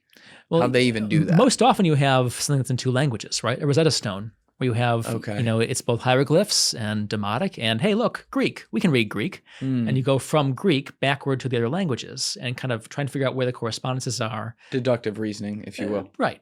But where you don't have that bilingual key, you're forced to just make hypotheses about the language and how the script works, basically. Is it a syllabary? Is it an alphabet? Is it some kind of hieroglyphic thing? And then say, okay, let's just spitball pretty much. Yeah. And like in the case of the Rosetta Stone, there were the cartouches of the pharaohs, the Ptolemies, the royal titles in that like little oval-shaped enclosure. And they kind of, from that, say, okay, this is the king's title. Let's kind of compare this. In the case of Linear B, Ventris kind of just guessed it was Greek pretty much. And that was the opening of the thin end of the wedge that led him to decipher that. For Linear A, we have no script that's in two languages. We have only very short texts. And so there's not much of a sample to work from and very little to compare with. So people are just scratching their heads. We just don't know. Do you think we'll figure it out? Unless something comes to light, probably not. I mean, it's not an Indo-European language, Minoan. And so we have no similar language probably to work from. But maybe. I hope so. It'd be a lot of fun. But that was they would have been in Crete. In Crete, yes. And probably in the 3rd millennium BC. Okay. The Mycenaeans come along much later. They don't really coalesce as a civilization until about 1600 BC, give or take. Do we know how that happened? Like how they... We don't. We assume that they were... The warrior aristocracy of, the native warrior aristocracy of Greece, southern Greece anyway, who became wealthy through some combination of trade, piracy, warfare with their richer neighbors, the Minoans, the Egyptians, the people in Asia Minor. And it's kind of like the Romans later on, that the Romans kind of learned from the Greeks. The Mycenaeans learned from the Minoans and from their other Eastern neighbors that kind of, jump-started them into civilization. So... at what point does because you mentioned it a few minutes ago in another context about Poseidon and how that was he was recognized across obviously multiple very spread out generations in that example. But at what point does Greek mythology come into being? And actually I was thinking about this today. Some of these things I take for granted, Zeus, Hercules, stuff like that, and yet I was like, damn, I don't even remember the movie Hercules and what the context was and stuff. So it might be good to take a trip down memory lane and break some of it down if that's all right. But when did it come into being and who invented it, if we even know that? Herodotus, the father of history, he writing in the mid-5th century BC, he wrote about the Persian Wars, had a famous quote where he says, basically, that the Greeks received their gods from Homer and Hesiod. These are two authors who write in the 8th century BC, we think. So 300 years before he's him, writing this. Right. Yeah, yeah. And, they had the gods before this. But Homer, by writing this text that becomes foundational to Greek education, creates a canonical version of the gods. And it's the version that every piece of Greek literature written after the Iliad, which is all Greek literature, references in some way. So his idea of Zeus as this all-powerful sky god, it already existed from a long time before Homer. But everyone pictures Zeus through Homer's text because it's so fundamental to education, to how they think about their gods.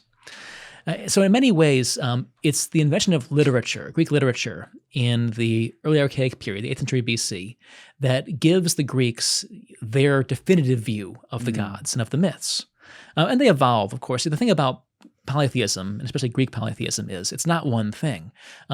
Every city has its own idea of the gods, its own stories, its own take on the same pantheon, the same myths. But when you have a text like the Iliad that everyone knows, you get one version, one Zeus. Yes. And so it becomes a point of reference. So I guess you would say that with Greek literature, above all with the archaic period, that's when we get Oh, thank you. That's when we You get don't miss anything, bro. you really don't. A definitive idea of who the gods are and what they do. So the question sometimes I try not to make parallels because history is very different. But when we're talking about like the otherworldly God, this is a theme that exists across literally every culture that's ever been around, and they all have these different ideas. And obviously we know some of the mainstream ones today, but like comparing and contrasting it with Christianity per se, at the heart of Christianity was a historical figure, Jesus Christ, who was historically executed. Now, whether or not people ended up buying into the story of what happened with the death and resurrection, that's whether or not they had the faith or not. But there was a clear, this happened, this guy existed, here's what he stood for, here's some things he did in his life, here's some miracles we also believe he did, believe it or not, but we'll write it down. And then over the years, people coalesced around what became the greatest story ever told and related Jesus as like the Son of God to a greater God, and boom, here we are.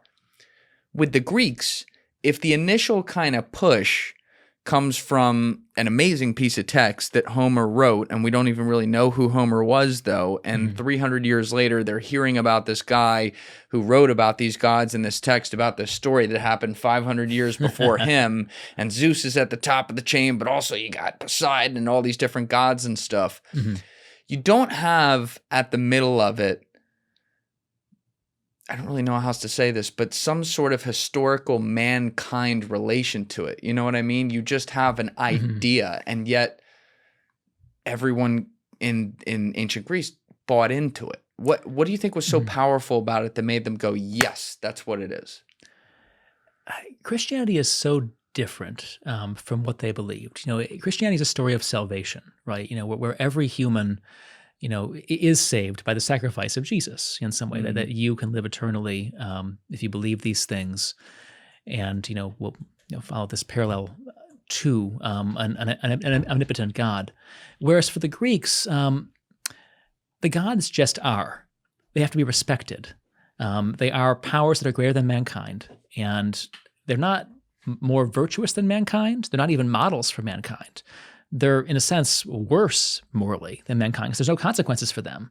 Zeus can run off with any nymph or princess he wants, and no one can do anything about it because he's just very, very powerful.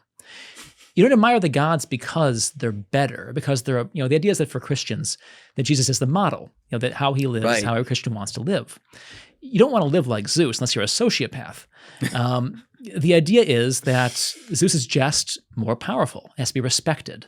And so you respect him for what he is, which is the power that moves the clouds and the weather and the affairs of men. And if you don't respect him, he'll get you.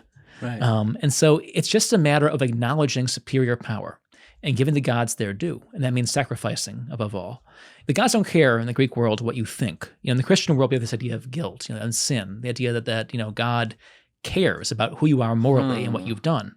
Greek gods couldn't care less about that. They care about getting their due, which is, above all, the smoke of sacrifices and the prayers of mortals. So instead of salvation and hope, they traded on fear and...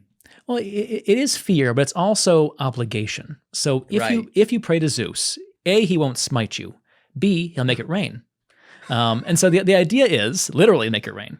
And so the idea is that there's another kind of make it rain. There is, and that too. I think he would have done that too. That's more Hades. Hades controls wealth. Okay. But anyway, but Zeus was, he was getting it. He did. Actually, he came in a golden rain to one princess. That's right. But anyway, to focus again, the idea is there's a wonderful Latin expression, do ut des, I give so that you will give. And the idea is that you, the mortal worshiper, give prayers and sacrifices to the gods, and they in turn give their blessings. That's it. It's almost a contractual thing. So belief doesn't matter. All the upper crust of the Roman world take for granted for the most part that there are gods. They don't know if the gods care about humans all that much. Epicureans, they don't care at all. But the idea is that it's safest to keep worshiping them because in the past it's always worked. We worshiped the gods for centuries. They made it rain. Therefore, we keep worshiping the gods. So it's more like a incentive result-driven system. Very much so. And that's most religions, honestly, when it comes down to it. Yeah. It's the Judeo-Christian thing is just different on sort of a qualitative level. Yeah, I mean, when you think of, like in Christianity and Judaism, God, and then you look at across the Testaments, but let me focus on like the Old Testament here. You have stories like Abraham where he's asking him allegedly to like sacrifice his own Isaac, son. yeah. You know what I mean? Like there's a real, there's a brutality to it as well. Whereas Jesus is then, again, like in human form, therefore more directly relatable to people, and he's perfect. Yeah, and there are parallels, I guess. At the heart of Christianity is the idea that God becomes human, can suffer as a human, and then die. The ultimate human experience, right? And there are things like this, like Adonis. He's this Greek hero who's kind of revered for dying. He's killed by the gods, and in a way kind of models the human arc of dying and then being resurrected, and kind of as spring vegetation. It's this kind of odd cult. But it's not the same thing because, in Christianity, it's the God, the single God, the transcendental God, who comes down and is, eventually resurrected and is therefore the pattern for all other human lives. In the Greek and Roman world, there's all kinds of gods, and you can kind of pick and choose between them who you worship. You can't ignore the most important ones, but none of them care all that much about you or are trying to model your behavior.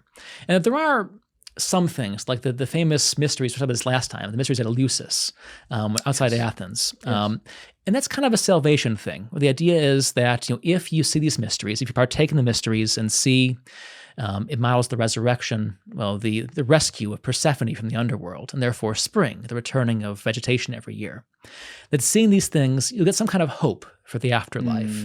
It's not the same thing as Christianity, but it kind of ties into the same wellspring of human fears and desires, I think. So there are things like this, they call them mystery cults, or used to, where it's more personal. It's more about your relationship with a certain God and with a hope for something beyond, your coming life. But for the most part, it's a very this-worldly religion. It's about what you get in this world, which is, above all, rain, health, long life, the things everyone prays for. And again, that hasn't changed so much today, but it's very much more just about that. Yes. It's a very public religion, too. It's about community-focused. What do you mean? People might still have like a personal relationship with a given god, for example. But what you do for the gods is communal. You come together and sacrifice a cow, and then you eat that meat together. And so it's a way of binding a city together as well, or a community together, as well as revering the gods individually.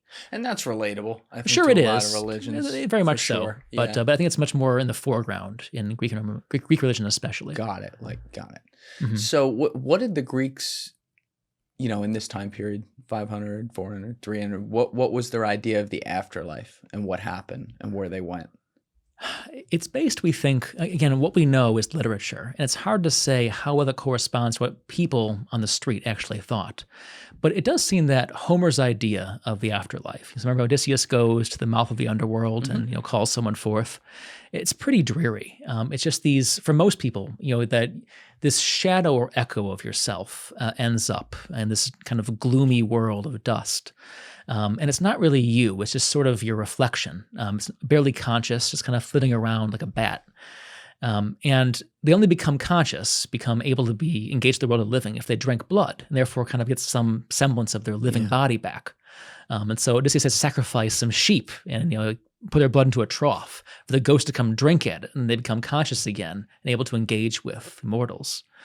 So it's not very pleasant, honestly. No. There is the idea of the Elysian fields, right? But that's only, it seems, if you're a hero or something, Exactly, if you're Maximus. Elysium. Right, yes. If you're Maximus, then... If you wake up cold, you're already in Elysium. Exactly.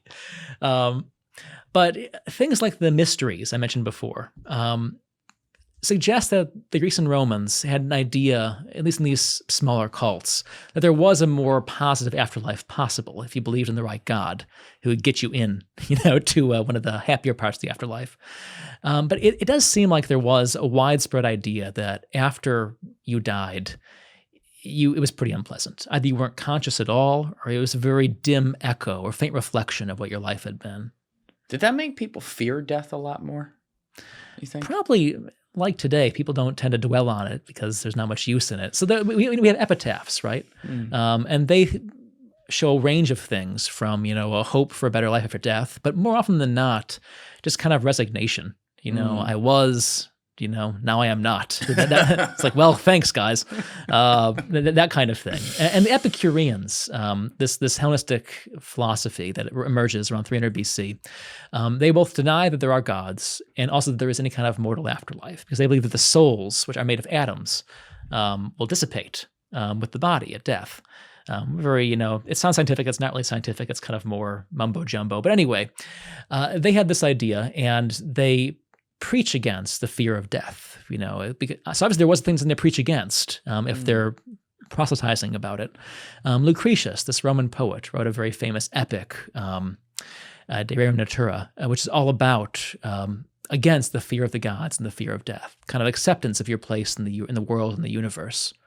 So, again, they're us, the same brains. They have the same fears, but obviously weren't crippled by it. Whatever else, people's like, well, see what happens. Wait, approximately how many gods did they have? There's 12, usually 12 or 13 Olympian gods. Okay. Those are the ones who are most important. And then there's a really numberless variety of gods who are foreign to the Pantheon, who are minor gods, who are heroes, who are demons, are, kind of subsidiary gods. And demons is not like our modern idea of a devil, an evil spirit. How did they mean it? Demon is just like kind of a spirit of the air. It can be good, it can be wicked, it can be ambivalent. It's kind of just like a minor underling of the gods. But in Greek, they called it demon? That's where we get it from. It's daimon is the Greek, D-A-I-M-O-N. And there's all kinds of different ways. Yeah, there's the Olympian gods. Okay, so we got Zeus, Hera, Ares, Aphrodite, Dionysus, Demeter. These are all familiar to a lot of people in pop culture. Hephaestus, Athena, Hermes, I can't say that next one. Well, it's supposed to be Persephone, but they misspelled it. Okay, whoops. Poseidon, Artemis, Hades, and Apollon. Yeah, it's just Apollo. Yeah, why'd they put an N on the end there? Well, that's the Greek form. Apollon is supposed to be. They're being fancy, but still misspelling Persephone. All right, so Zeus is at the top of the chain here. Who was Hera? His wife.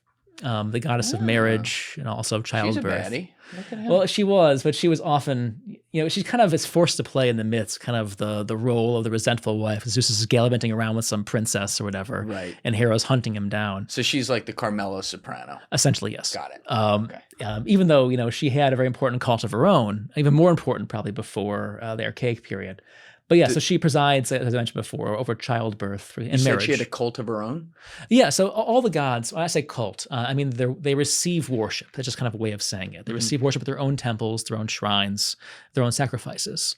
And there are Hera's worshipped independently of Zeus because she presides over these very important things. Again, birth is very important because the subsidiary goddess of that, and marriage. So she kind of, female goddesses besides Artemis and Athena are almost always in the domestic sphere, the sphere of the house, as Greek women were. Greek women kind of had a very cloistered existence, in Athens especially. They weren't really encouraged to live a public life of any kind. And so their role is tied to the family, to the household. And so are the gods that preside over those parts of life. So she was the wife of Zeus. Wife of Zeus. It's a tough role. Every day. Yeah. All right. And then Ares, he's kind of...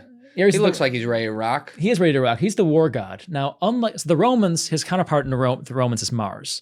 The Romans loved Mars. He was a very important god for them because the Romans are very militaristic. The Greeks did not like Ares very much. He had very few cults because he's in the Iliad. He's kind of a sociopath. He's like the spirit of berserker warfare.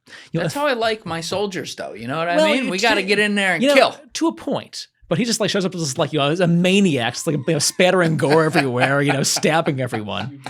Whereas Athena is the goddess of strategy. So she's a much more palatable war god. Oh, I see the propaganda right, here. Right. The women are thinking clearer than the guys. Got it. In the case of Ares, it's correct. He's a maniac. They always one up us, the women. In the divine pantheon, Zeus always has the last say. So he didn't have a lot of followers, though. Not in ancient Greece, no. But his Roman counterpart Mars is much better because the Romans kind of made a cult of Mars. They worshiped Mars much more publicly than the Greeks worshipped Ares. Right. Now Dionysus. The fun god. Yes. He's the fun god. Yeah, he's Bacchus. He's the wine god, the god of wine and revelry. And it's not just parties, because wine is more than that. There's kind of a mystical side to it. The god in a more kind of general sense of kind of losing control, divine ecstasy, standing outside oneself. So there's a wonderful play by Euripides called The Bacchae, which is about him coming into Greece for the first time, Dionysus. He's the son in myth of a Theban princess.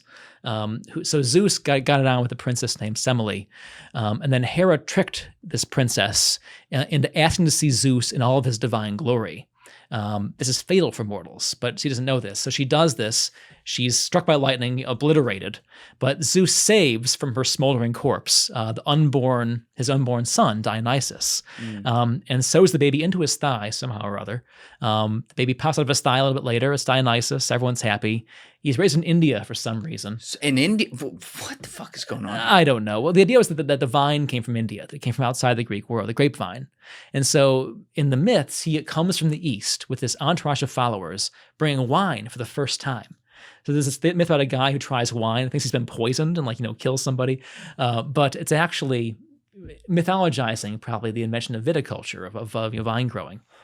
Anyway, so yeah, he's the good time god. Yeah, we're having a good time. But it's not always a good time because there's a dark side to losing control. And in the Bacchae, for example, when the king of Thebes refuses to accept his worship, he has the king torn apart by his mother and sister in divine ecstasy. They think he's an animal. Dionysus does. Yeah, not always so fun. When they write about this, are they talking about it? Because the way you describe it, like he came into town or whatever, I'm picturing a human, but we're talking about gods here. He's in human form in He's this in case. human. Yeah.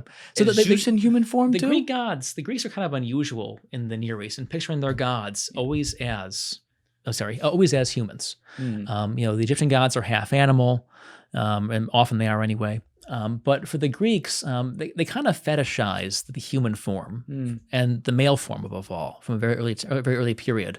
And so when they begin showing their gods and talking about their gods in literature and in art, they see them and they describe them as human. And they can turn themselves into other things. If you're Zeus, you become, a bull or a shower of gold, whatever, if you want to get it on with somebody. But in general, you appear as a perfect human, as sort of, the human ideal. All right, Demeter. Demeter doesn't have much of a interesting cult, unfortunately. She's the grain goddess. So she's a very important role. Yeah, the goddess of the harvest.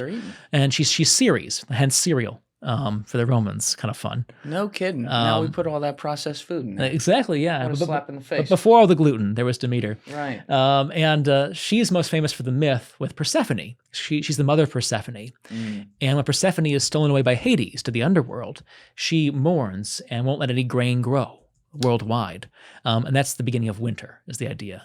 That, eventually her daughter comes back, but she's forced to stay in the underworld for 6 months. It's a whole thing. And when she's mourning for her daughter, that's the end of the growing season. That's winter. So she does, have a very important role in the whole setting of the seasons, but she doesn't have very many myths besides that. She's not really worshipped in her own right, in the way the other gods are very often. And then what about Hermes? I said Hermes. Hermes, earlier, like the bags, right? Yeah. He's the messenger god. He's Mercury. And so he's kind of a fun god. He zips around and delivers messages. He has the caduceus, the wine, the famous, it's like a wand with snakes twined around it. That's the wand of the messenger. So what would they do? Offer up a mailbox for him? What's the deal? Pretty much, right?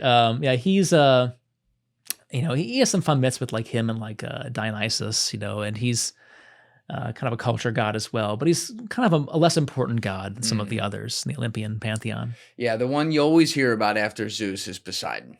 God of the sea. Yeah, the god of the sea. Now, and also earthquakes. Kind of fun because I didn't know they connected the thunder of waves crashing into the earth makes the ground shake, right? They kind of connected that with Poseidon. Did they know, all the way back then, did they understand what an earthquake was? They thought it was caused, for the most part, by currents of air moving underground. They thought the Earth was hollow, or that there were tunnels deep underground, and that water and air moved through them, and that caused the land above to shift, as they thought earthquakes were. That's actually pretty creative. It is. They didn't understand plate tectonics or anything, right? But they understood that something was going on, right? That it wasn't just a supernatural thing. And what was at what point did? Oh God, I always get them mixed up in order, but you have Plato and Aristotle. Who came first? Plato. Plato. Mhm. So what years did he live? I think the dates they usually give are 430 to 355. Okay, so I'm trying to shortly remember. after this is like getting Yes, yeah. So mainstreamed. Yes, did I get that right? Of course, Oh, you did. 430. Right Yeah, in- close right in- enough. right in Yeah, the I was ballpark. kind of there. I was Yeah. a little off on his death. But anyway, yeah, so he's, again, the famous pupil of Socrates, right? And he's kind of from the golden age of Athens, one of the great authors, one of the great philosophers in Greek history. He's a very, very gifted author. So it's Socrates, Plato, Aristotle. Yes, That's that the was order. the big three. Got it. And Socrates doesn't write anything. You know, he's kind of hanging out in the agora. He doesn't have shoes on, doesn't like bathe very often. He's kind of a interesting guy. Gangster. Yeah, he's OG. But Plato is a very cultivated aristocratic youth who admires ethical questioning of Socrates and writes down what he says in this series of dialogues. It's kind of imagined like a dramatic, conversations between several characters that allow him to kind of flexibly discuss different sides of an issue, like what is virtue in all kinds of ways, what is piety, and it kind of sets the tone for the rest of Western philosophy in a lot of ways. It's amazing that we And- still. Yeah, I mean, It's like a obviously baseline. we don't think a lot of the things that he thought, like the theory of forms, whatever else, but the kind of questions he asked still matter to us. And Aristotle has almost an even broader series of inquiries. We go to natural science, for example, almost the inventor of biology in some ways. He's the guy who kind of systematizes what earthquakes, that I mentioned before, the idea that earthquakes are that was him. caused. He's the one who kind of makes it mainstream. How did he come up with that? Like, did he write his method to? Well, Greek philosophy and science in particular often combines theoretical brilliance with a total aversion to experiment. And so they have all of these wonderful ideas backed by no empirical evidence whatsoever. Sounds good. It though. sounds really convincing. It's like, okay, we're good. They don't really have the tools, right? They don't have, the instruments they can use to, microscope or to measure things easily. But Aristotle takes observations. He lives for a long time by the sea, for example, and he collects, things from tide pools and examines them, dissects them. And his observations become part of his, what he writes about in his biological treatises. So there is observation, but it's just not systematic. And like the idea of atoms, which comes through Democritus, comes into the Epicureans I mentioned before. They can't see atoms. They have no idea what makes up matter. But they came up with. But they have the idea there could be this, unsplittable particle. It's atomos means unsplittable. That would be the basis of all things. They don't know what it'd be like, but it's an interesting idea, and it's the kind of run with it. It's an amazing idea. I mean, it ended up being correct in a sense, Wow. anyway. But Like, to even theorize that again without any form of experimentation Right, or ability to do it, unbelievable. it is, and it makes it, even though we don't, it's science that's been superseded in all kinds of ways. I mean, completely superseded. Sure. But it's still interesting as a structure of thought. Yes. Right? Kind of seeing how it's internally consistent, how they're thinking and discussing these things. Yeah, it's killing me right now because while you're talking about this, like the lack of experimentation, everything. What my closest friend from all my life is Greek, so he's always talking about Greeks invented everything. There's nothing of that course, the Greeks didn't fucking invent. Right. But I had Nico on episode 51 back in the day, and I remember he told me the story like, yeah, we invented buoyancy, and it was one of those three. It was Aristotle, Plato, or Socrates, and it had something to do with. It's Archimedes, I think. Damn it! All right, so it's Yeah. the fourth one. What happened there again? So the idea is, of course you would he's know putting some crowns into a pool of water, if I remember correctly, and he discovers that a crown made of gold, I think, displaces more water than one made of lesser metal. And the idea is that it's kind of think about how mass works, or density rather. Anyway, this is the Eureka story. Yes, I'm that's where he garbling goes. it. He Yeah, goes, yeah, he said Eureka. Eureka. I found That's and why he I was runs out saying it. naked or whatever. and Yes. this whole thing. I'm trying to remember. Yes, it was that's like a crown of wood, maybe. Anyway, so it was like a crown of wood and a crown of metal. Am I remembering this right? Yeah, can we Google that, Dave? Yeah, this See is. if we can I don't pull that. remember this either because this is Archimedes' Eureka story describes his displaced, discovery yeah, of the yeah. principle of displacement while bathing, realizing the volume of water displaced equal to it's- his submerged body's volume, which helped solve King Hiero's problem of determining if a golden crown yes, that's right. That's what it was was. pure or alloyed with silver. Yes. Overjoyed, he supposedly ran naked through Yeah, Syracuse, yeah. shouting "Eureka! Which means I have found it," Right. proving the crown was fraudulent because its larger volume That's what it was, due to yes. less dense silver displaced more water than the equivalent mass of pure gold. Okay, so I guess more or less remembered what it was. I think I remember what it was. But yeah, so because Hero is the tyrant of Syracuse, and probably a relative actually of Archimedes, we think. And he. Oh, go ahead. I'm sorry. He's trying to figure out. He was given 2 crowns. Trying to figure out if one was actually base metal. It had an alloy. It wasn't just all gold. But right, he figured out that it displaced more water, the gold. Therefore, it was it's like was I pure. spotted a fraud. Exactly right. Oh, that's hilarious. But during this time period, like in the 300, 400, 500 BCs, what was daily life like in?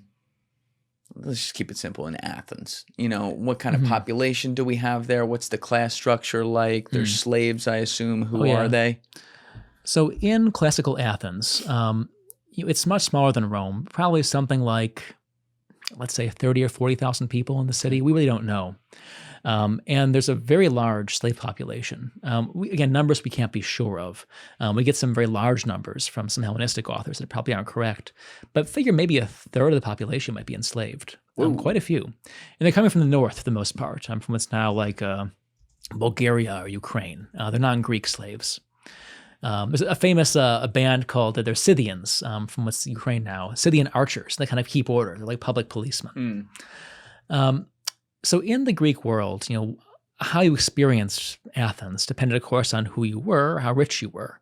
It's a democratic city between the beginning of the 500 the Cleisthenes in 507 BC and about 322 BC, and in this sense that if you're a citizen, if you're a male citizen, you have a say on how the city is run. You will meet in the assembly a few times every month and vote by acclamation on going to war, on new measures, on new laws, for example.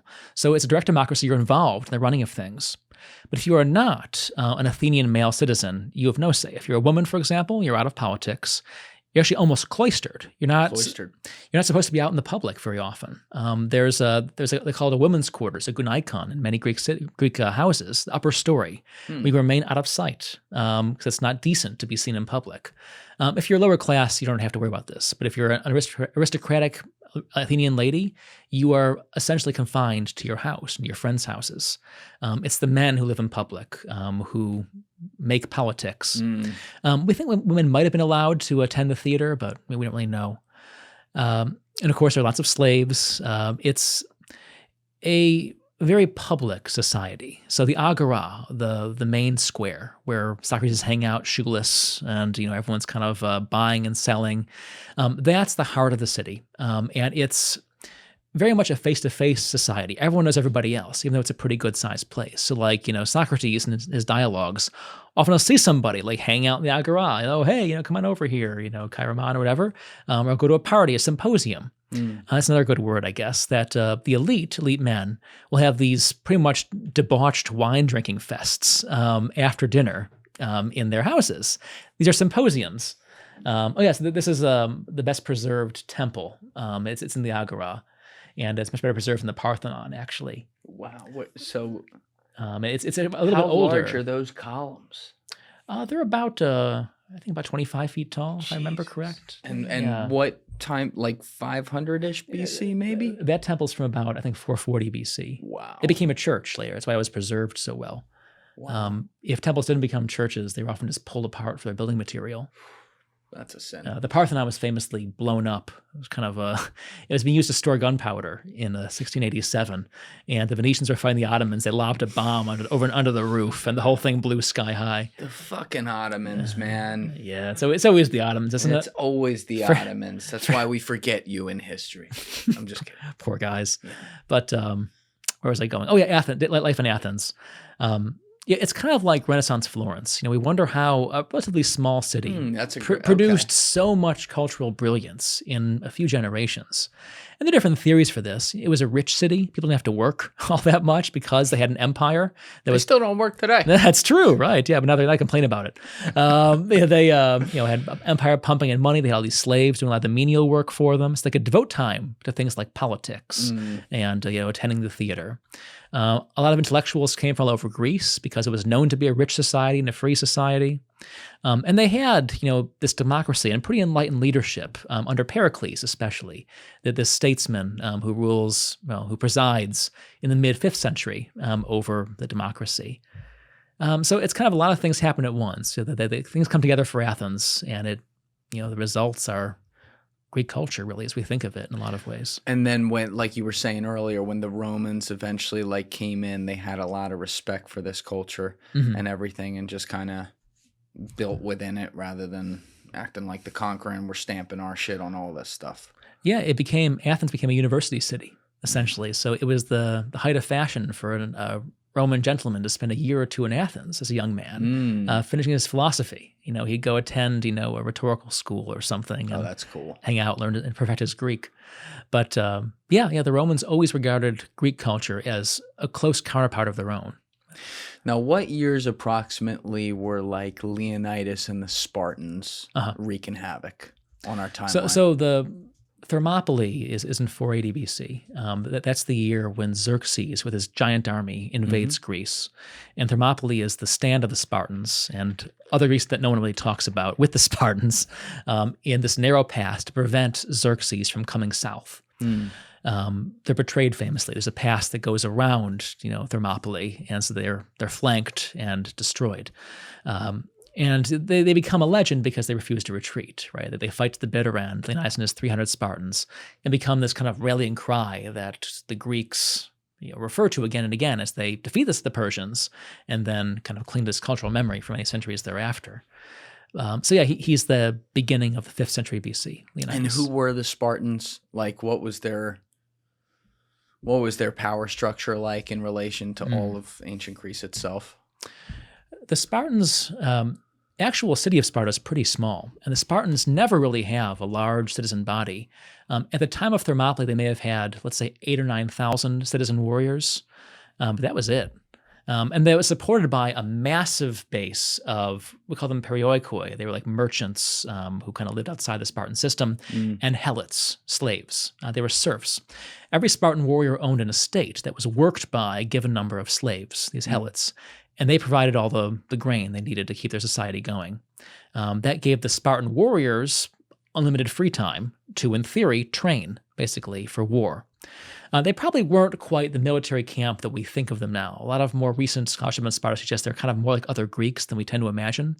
But it was a weird city in all kinds of ways, and that it was almost like it was very communal. So all adult Spartans ate together in these mess halls, like barracks, pretty much. They spent all their time there as well. It was a communal society, and they spent all their time also, in theory, their free time. A lot of it was spent at the gymnasium, training for war, exercising. And so it was a place in which public duty was placed above other things, even family structure in a lot of ways. And that was weird, the other Greeks. They were very good warriors. They were very successful warriors, but they weren't like the supermen that we see with the 8-packs, in 300. Oh, they weren't? I mean, they were pretty, they were probably very effective, but... they won some good battles. And actually, Thermopylae is not the most impressive battle. It was the next year at Plataea in 479 where all the Spartans came out and defeated the core of the Persian army. That's the one that would really be the impressive battle, but we don't know much about it because we only have Herodotus' account of it pretty much, and it's not... How many on how many was that? I mean, it was a coalition on the Greek side. I think it was something like 7,000 or 8,000 Spartans, pretty much their whole citizen body against, and there were more Greeks, I think maybe 20 or 30,000 Greeks in total. It was a big battle. Oh, wow. Against probably a similar number of Persians, maybe 50,000 Persians. Okay. But that was the core of the Persian army. At that point, Xerxes had retreated. We left one of his generals, Mardonius, in control, and he kind of had quite a few of the elite Persian units with him. But yeah, so it was a very different society from Athens. And the Athenians and the Spartans both knew this. They would contrast themselves against the other. So Athens is the open society, the democracy. Sparta is the closed society. They don't want foreigners. They don't want outsiders. And it's an oligarchy. They have two kings, kind of eccentrically. There are two different royal families. There's always one king from each royal family. And the kings lead the troops into battle. There's also a council of elders, the Gerousia, and there are 28 of these guys. The kings and the Gerousia together kind of make most important decisions. And then there's a council of an assembly of all the Spartan citizens who approve things. So it's like Athens. Wow, they had a real tiered, layered system. It was, kings, Gerousia, and then all the citizens. And then below that pyramid is the helots, who have no rights, and the perioikoi, who kind of are outside the system. So it's the Spartans suffer later on in history, classical history, from having fewer and fewer men. Within 100 years of the Persian Wars, there's only 1,000 Spartans, 1,000 Spartan warriors. And even though they're very well trained and very efficient, it's only 1,000 guys. Yeah. And there's a famous battle, a place called Leuctra, where about half of all the Spartans then active, Spartan citizens, are killed by this Theban general. It's a catastrophe for Sparta. By who? A Theban general. Thebes is a city just north of Athens. And they had about a 20-year period where they were in the most important city in Greece, and a very innovative general called Epaminondas, who defeated the Spartans. He figured out how to defeat the... Yeah, why were they fighting each other? Greek on Greek crime. Oh, it was constant. The Greeks were always fighting each other because they're these little jealous city-states. They're not very big, but they are fighting constant skirmishes. Border wars, wars over customs duties, wars over everything you can imagine. Most of these are pretty small-scale wars, but the Peloponnesian War between Athens and Sparta lasts a whole generation, pretty much. When was that? 431 to 404 BC. This conflict, the Spartans win eventually, but only with Persian money. They get money from the great enemy, from the great king himself. Wait, they went around to the they deal weren't with too, the devil? They weren't too proud. They took money from the Persians, built their own fleet, and then defeated the Athenian navy. In exchange, they took money from the Persians. What'd they have to give them? Well, the Persians wanted instability because that allowed the Persians to take control of the Asian Greeks. And they didn't want any one Greek power to be too important. That was the original Twitter algorithm. Destroy the enemy from within. There we go. Yeah. Give money to the Spartans. Now they give money to the algorithm with a bunch of dudes in a bot farm. The great king had a fantastic media coordinator. Just, the guy like in 300 with like the rings draped all over? Yes. It's that guy with like an iPhone. Yes, with an iPhone. Yeah, exactly. Like, you ever see like the memes of the dude with like 700 iPhones? Just exactly. Yeah, right. Click farm. Yeah. Like, yo, fuck the Peloponnesians. Oh my God. My lord, it is time. Now you said that. So what was the area where they would all gather, like the mess hall again? What was that called in Sparta? It's called the Syssita, is the words, the barracks where they eat together. So we have, I assume have some archaeological findings of this today. We really don't, actually. We don't. So it was all very primitive. In Athens, they have these impressive marble buildings, the Parthenon most famously. But in Sparta, they didn't have walls even. It was 5 villages on little low hills. They were all built of like mud brick and wood. And so we never found actually many remains from classical Sparta. We have remains from the Roman city that was built much later on the same site. But we have almost nothing from the classical era. I feel like you're going to ruin my life here, but does that mean there was not a giant pit where he said, this is Sparta, and kicked people in it to die? It is my sad duty to inform you there was no giant pit. Damn it! I know. That was such a good plot point. Yeah, the whole movie revolves around the pit, but the Sarlacc. I love that pit. The pit's great. It's awesome. It's quick. Yeah, it's a little much. It's huge, right? You probably don't need a pit that big in the middle of your city, but... Yeah, but it looks good on camera. Looks really good on camera. Yes. No pit. If there was... possible, though? Maybe, you know what? I bet you we haven't found it yet. Well, let's just say that. Yeah, maybe, it was so important that, it was hidden later on. Or maybe the pit was actually a cliff. Oh, okay. There we go. And they just... Thinking outside the box. They adjusted it for Gerard Butler so that... You have to climb, he keep his spray tan on, right? That's right. Yeah. It was famously, according to Plutarch anyway, the Spartans would, cast deformed or weak children off a cliff, if they didn't. No, that's not nice. It's not nice. It's actually much more common in the ancient world than you might want to think. Yeah. More often they would actually expose the children. They would, if they didn't want a kid or if the kid was weak, they would leave it outside their door or on a dung heap. And they'd be picked up by slave traders most often. Oh, so the kid would be raised as a slave, wouldn't die. But so it's kind of not a very tender mercy, but it's horrible. Anyway, yeah. So the pit, maybe. Okay. Well, but the next to the mess hall, you said, was the gymnasium where they would train. Do we know what a Spartan workout was? Probably the same as other Greek workouts. So Greeks, it's pretty simple actually. They would run back and forth. They had a running track. So a stadium. A stadion is a measurement in the Greek world. It's about 200 yards, give or take. They would wrestle and box. Those are two things they did. They would lift weights. They had free weights, just rocks pretty much, but they had them. They might have liked the wrestling a little too much. I heard some stories about Sparta. I'm just saying. Oh yeah, they were very much into that. But they would throw the discus, throw the javelin. Other things you see like the Olympic decathlon, that kind of stuff was done. Originating. Wow. Yeah, that's all kind of modern evolutions of classical sports. Now it is true though that they did make love before battle. Effectively. I mean, so I say we call it straight face. Yeah. So we call it, this idea of pederasty. I'm just saying. Yeah, I mean, it's decorous. Yeah. So pederasty, boy loving. We assume there was pretty much ritualized homosexuality among the boys living in these barracks. So a somewhat older boy, in his late teens, say, would have as his lover a somewhat younger boy, like his early teens. And it'd be kind of like a bond you'd have through life. It wouldn't be sexual. It was not seen as okay if you're a mature man to be on the receiving end of such things. It could be on the delivering end. We don't need to get into this too much, but anyway, so there was, yes, a lot of pederasty in Sparta, but not before battle. It wasn't like, okay, guys, let's stop. It's time. And someone puts on EDM or something, they go for it. but what they would do, however, which is almost as good, they would stop right before battle, and they would march up in perfect order, which is terrifying. Most Greeks are militias, remember? Yes. They aren't trained. They're kind of the guys staggering around. They're not marching in time. The Spartans are trained. They're professionals. So they march in an order, they perform a sacrifice before a battle very often, and then they'll stop and often comb their hair, make sure they look good before a battle. They have long flowing hair. It's important. So it's kind of a flex too. It's like, we're not scared of you. We're to stay here and do a hard combing. Wouldn't they put olive oil in their hair and stuff too? They would rub themselves with olive oil. Yeah. It's to glisten and whatnot. That's and right. they also clean. That's how they clean themselves. They wouldn't shower. They would rub oil on themselves. And they use a striggle, this kind of scraping stick, to scrape off all the dirt with the olive oil. With olive oil. Mm-hmm. I mean, I love olive oil, but I feel like you would better ways to go be about kind it. of sticky a lot, I would think, especially after the EDM, whatever. But yeah, so it's an interesting place, the Spartans. Yeah, there it is. Yeah, there it is. The Scraping. That looks. It wouldn't have been comfortable, no. Like in the Roman bath, you'd scrape down. Same sort of deal where they would rub you down with oil and scrape you. Maybe you come to like it. I don't know, but sounds like a ditty party.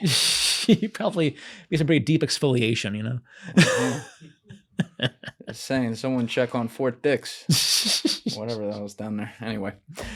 Yes. Interesting history right there. But I think you and I were talking about this off camera before we got on, or maybe we were going into it right when we got on camera at the very beginning. But as you were saying, even with the Alexander tour, you spent a lot of time in Turkey too, because there's a ton of history related to Greeks and Romans there. And I've had several guys on the podcast.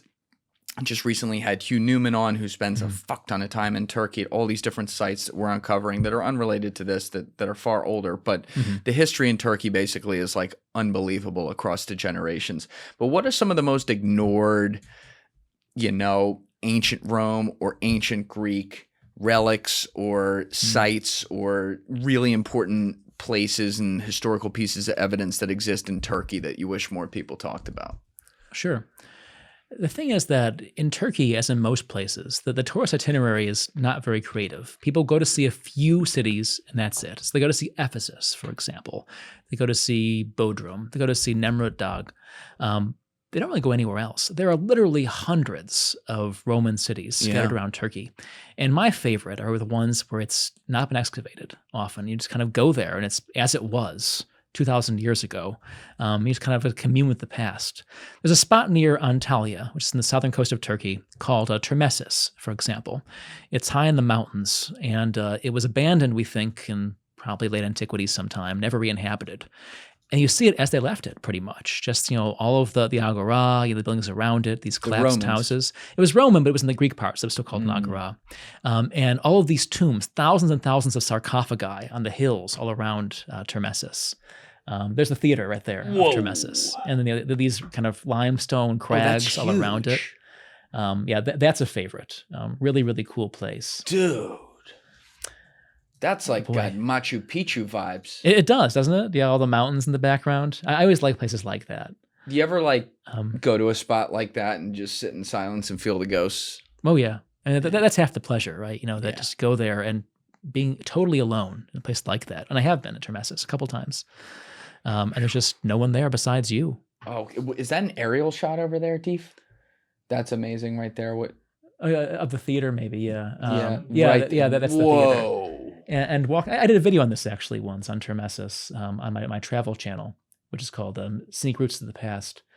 But you have a travel channel? I do, yeah. I have the main channel, Toldinstone, and I have the Scenic Routes channel, which is kind of all these random sites I've been to over the years. Which so we'll put that one down there as well. But everyone, make sure you're subscribed to Toldinstone if you're not. Which we can collab this too. So they can good idea. They can literally click. You guys can literally click next to my name on this video. You'll see Toldinstone. Go subscribe. Your videos are amazing, bro. Yeah, please do. Thank you. So. How long do you think something like that took to build? The theater? I mean, It's built in like a cliffside. Well, we know that the Colosseum, for example, was probably built in about 7 years, give or take. That's unreal. Which is nuts. That's unreal. But this is a much smaller city, obviously, and it's probably built over the course of a generation, I would guess, and it's elaborated. So I forget, I think that's a 2nd century AD theater at Termessus. Often you have some rich guy who will say, hey, I want people to remember me as a friend of this city. I will give you X amount of money to build a theater. And how fast that happens depends on how much money he gives and just how big the city, how many resources they can devote to things like this. So often it's kind of a piecemeal thing where they build part of the theater first and the stage building later, or they'll expand it later on. And it's just built in, it's layers of silt almost built on top of each other. But Termessus is cool because it was never either excavated or built over in the Middle Ages. You just go there and it's as it was, streets of tombs, the statue bases. It's a very cool place. Yeah, I want to go there. I highly recommend Termessus. That's incredible. Hope I don't ruin its solitude through this. And sitting in there alone, so cool. The Colosseum was built in 7 years. That's our guess. We don't actually know exactly, but it's built. We think more or less finished. Most of it finished under Vespasian, who starts it. And what year Titus, approximately? So Vespasian is the 70s AD, and we assume that Titus finishes it supposedly, and he rules for only 2 years, less than 2 years, 79 to 81. So it might have been started in like 73 AD, give or take, and probably it's almost finished when Vespasian dies in 79. It's unreal. And this is just a guess. We don't know, but that's the assumption. I was telling you, we were just below the golden hour. Oh, you weren't kidding. This was a video I took. My phone's like bleeping out right now. But I can see it. But, cool. When you're just like in awe. I mean, Deef, that was your first time. Oh yeah. Below that, you can't even believe it's that perfect. I brought my youngest brother to Rome 3 or 4 years ago. And he was filming for me. I was doing some stuff in and around the city. And he'd never been to the city before, never seen the Colosseum. And we had our first dinner like in the shadow of the Colosseum. Like, Austin, isn't this amazing? He's like, yeah, it's pretty cool, but I kind of want to see Tokyo, to be honest.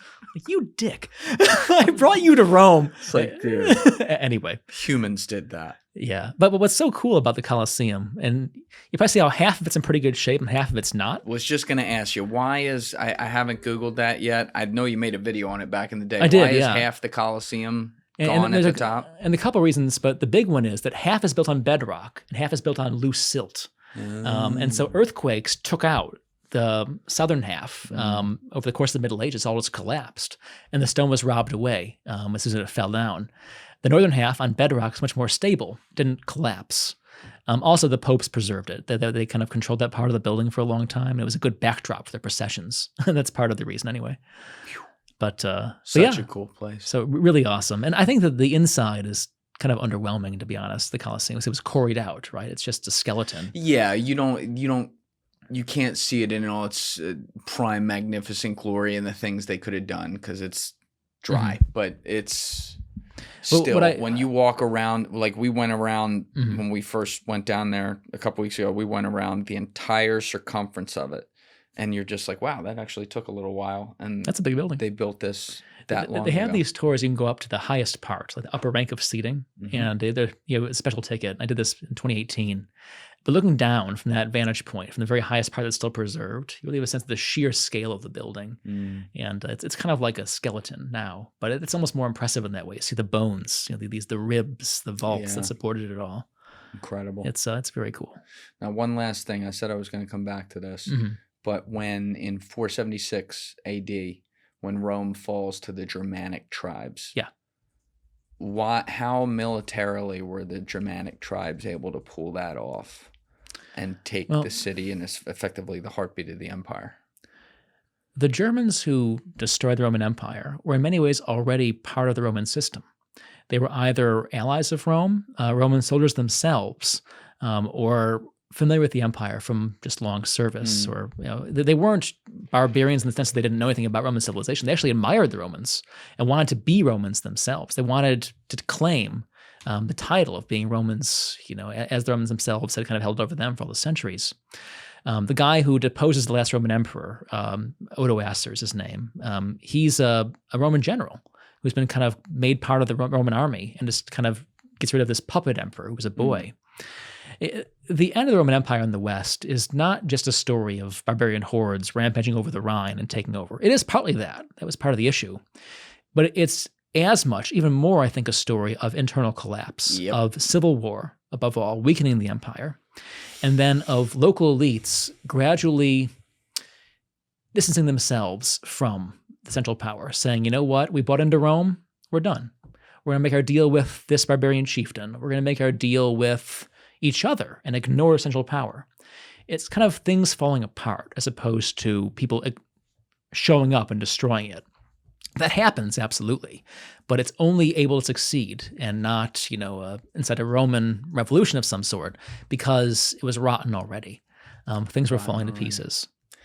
I love to be an optimist, and I think, we've been going through some tough times culturally here in America for a little while now. I think we're going to come out of this on the other side all right. I think there's a lot of good things that can happen for us to continue to be a great place and, for my money, the best place in the world to live. But it is impossible to not see some of those same patterns in our society when you talk about elites, when you talk about ineffective government, when you talk about the two of them fighting and then divorcing themselves from each other and going around each other's back, while all the regular folk, as they would call all of us, are beneath them on the level of decision-making or understanding how things work. And then there's a lot of other variables as well that we won't get into right now. But when you see that and you look at what an unbelievable structure the Roman Empire was, and the fact that it was able to fall and it's gone, it's impossible to not fear some things going wrong here that could lead to something like that. And as a historian, I would imagine, not to be like a doomsday or anything, but when it comes to any type of powerful civilization, whether it's us or some other places around the world, you got to be thinking about that sometimes, right? What I always say is that America is not Rome. It's so fundamentally different. It's just a different script in all kinds of ways. You can say that big hegemonic powers might have similar kinds of places in the world, for example. They might get complacent. They might, have all kinds of waste and internal dissent that looks similar, superficially anyway. But I don't see in our own society anything that's like what happened in the Roman Empire in the 5th century AD. What you can compare it to, I think, a little better is the collapse of the Roman Republic. The replacement of the Republican system by Caesar and friends, for example. Not that I think that's happening now, much though some people might like that to happen. It's more a matter of people ignoring conventions, people ignoring the rules of the game in pursuit of ambition. And so I think that if there's any lesson in Roman history for us in America today, it's that people with power, we've always known this, tend to abuse power. And when you ignore the rules of the system, things can fall apart pretty quickly. So that would be my topical lesson, I guess, is looking at that part of Roman history, the end of the Republic, and how ambition destroyed so much. I like that. It's a different take than a lot of us are talking about in pop culture right now, but still related to the same area of the world. Very interesting. Toldinstone, Mr. Garrett Ryan, your work is amazing. As I always say, I love having you on the show. These are incredible conversations. I look forward, of course, to doing it again at some time, but we'll collab this so people can subscribe, literally hitting the title of this video right here and subscribe to your channel. But you are also doing all these amazing tours in Egypt, Turkey, Italy. Am I missing places? One in Spain too, actually. One in Spain too, as well. So let's make sure I link that as well down below. Yeah, thank you. I will. So people can check that out. But what I really, really admire about you is you are constantly traveling to all these places like a kid in Toys R Us. You're so interested in it. I see all your posts when you put them, like the actual written posts on YouTube. They're awesome. So people can go read that as well and hopefully join Garrett's upcoming tours. Well, thanks so much, Julian. I really appreciate it. All right. We'll do it again, sir. Thank you. Everybody else, you know what it is. Give it a thought. Get back to me. Peace. Thank you guys for watching the episode. If you haven't already, please hit that subscribe button and smash that like button on the video. They're both a huge, huge help. And if you would like to follow me on Instagram and X, those links are in my description below.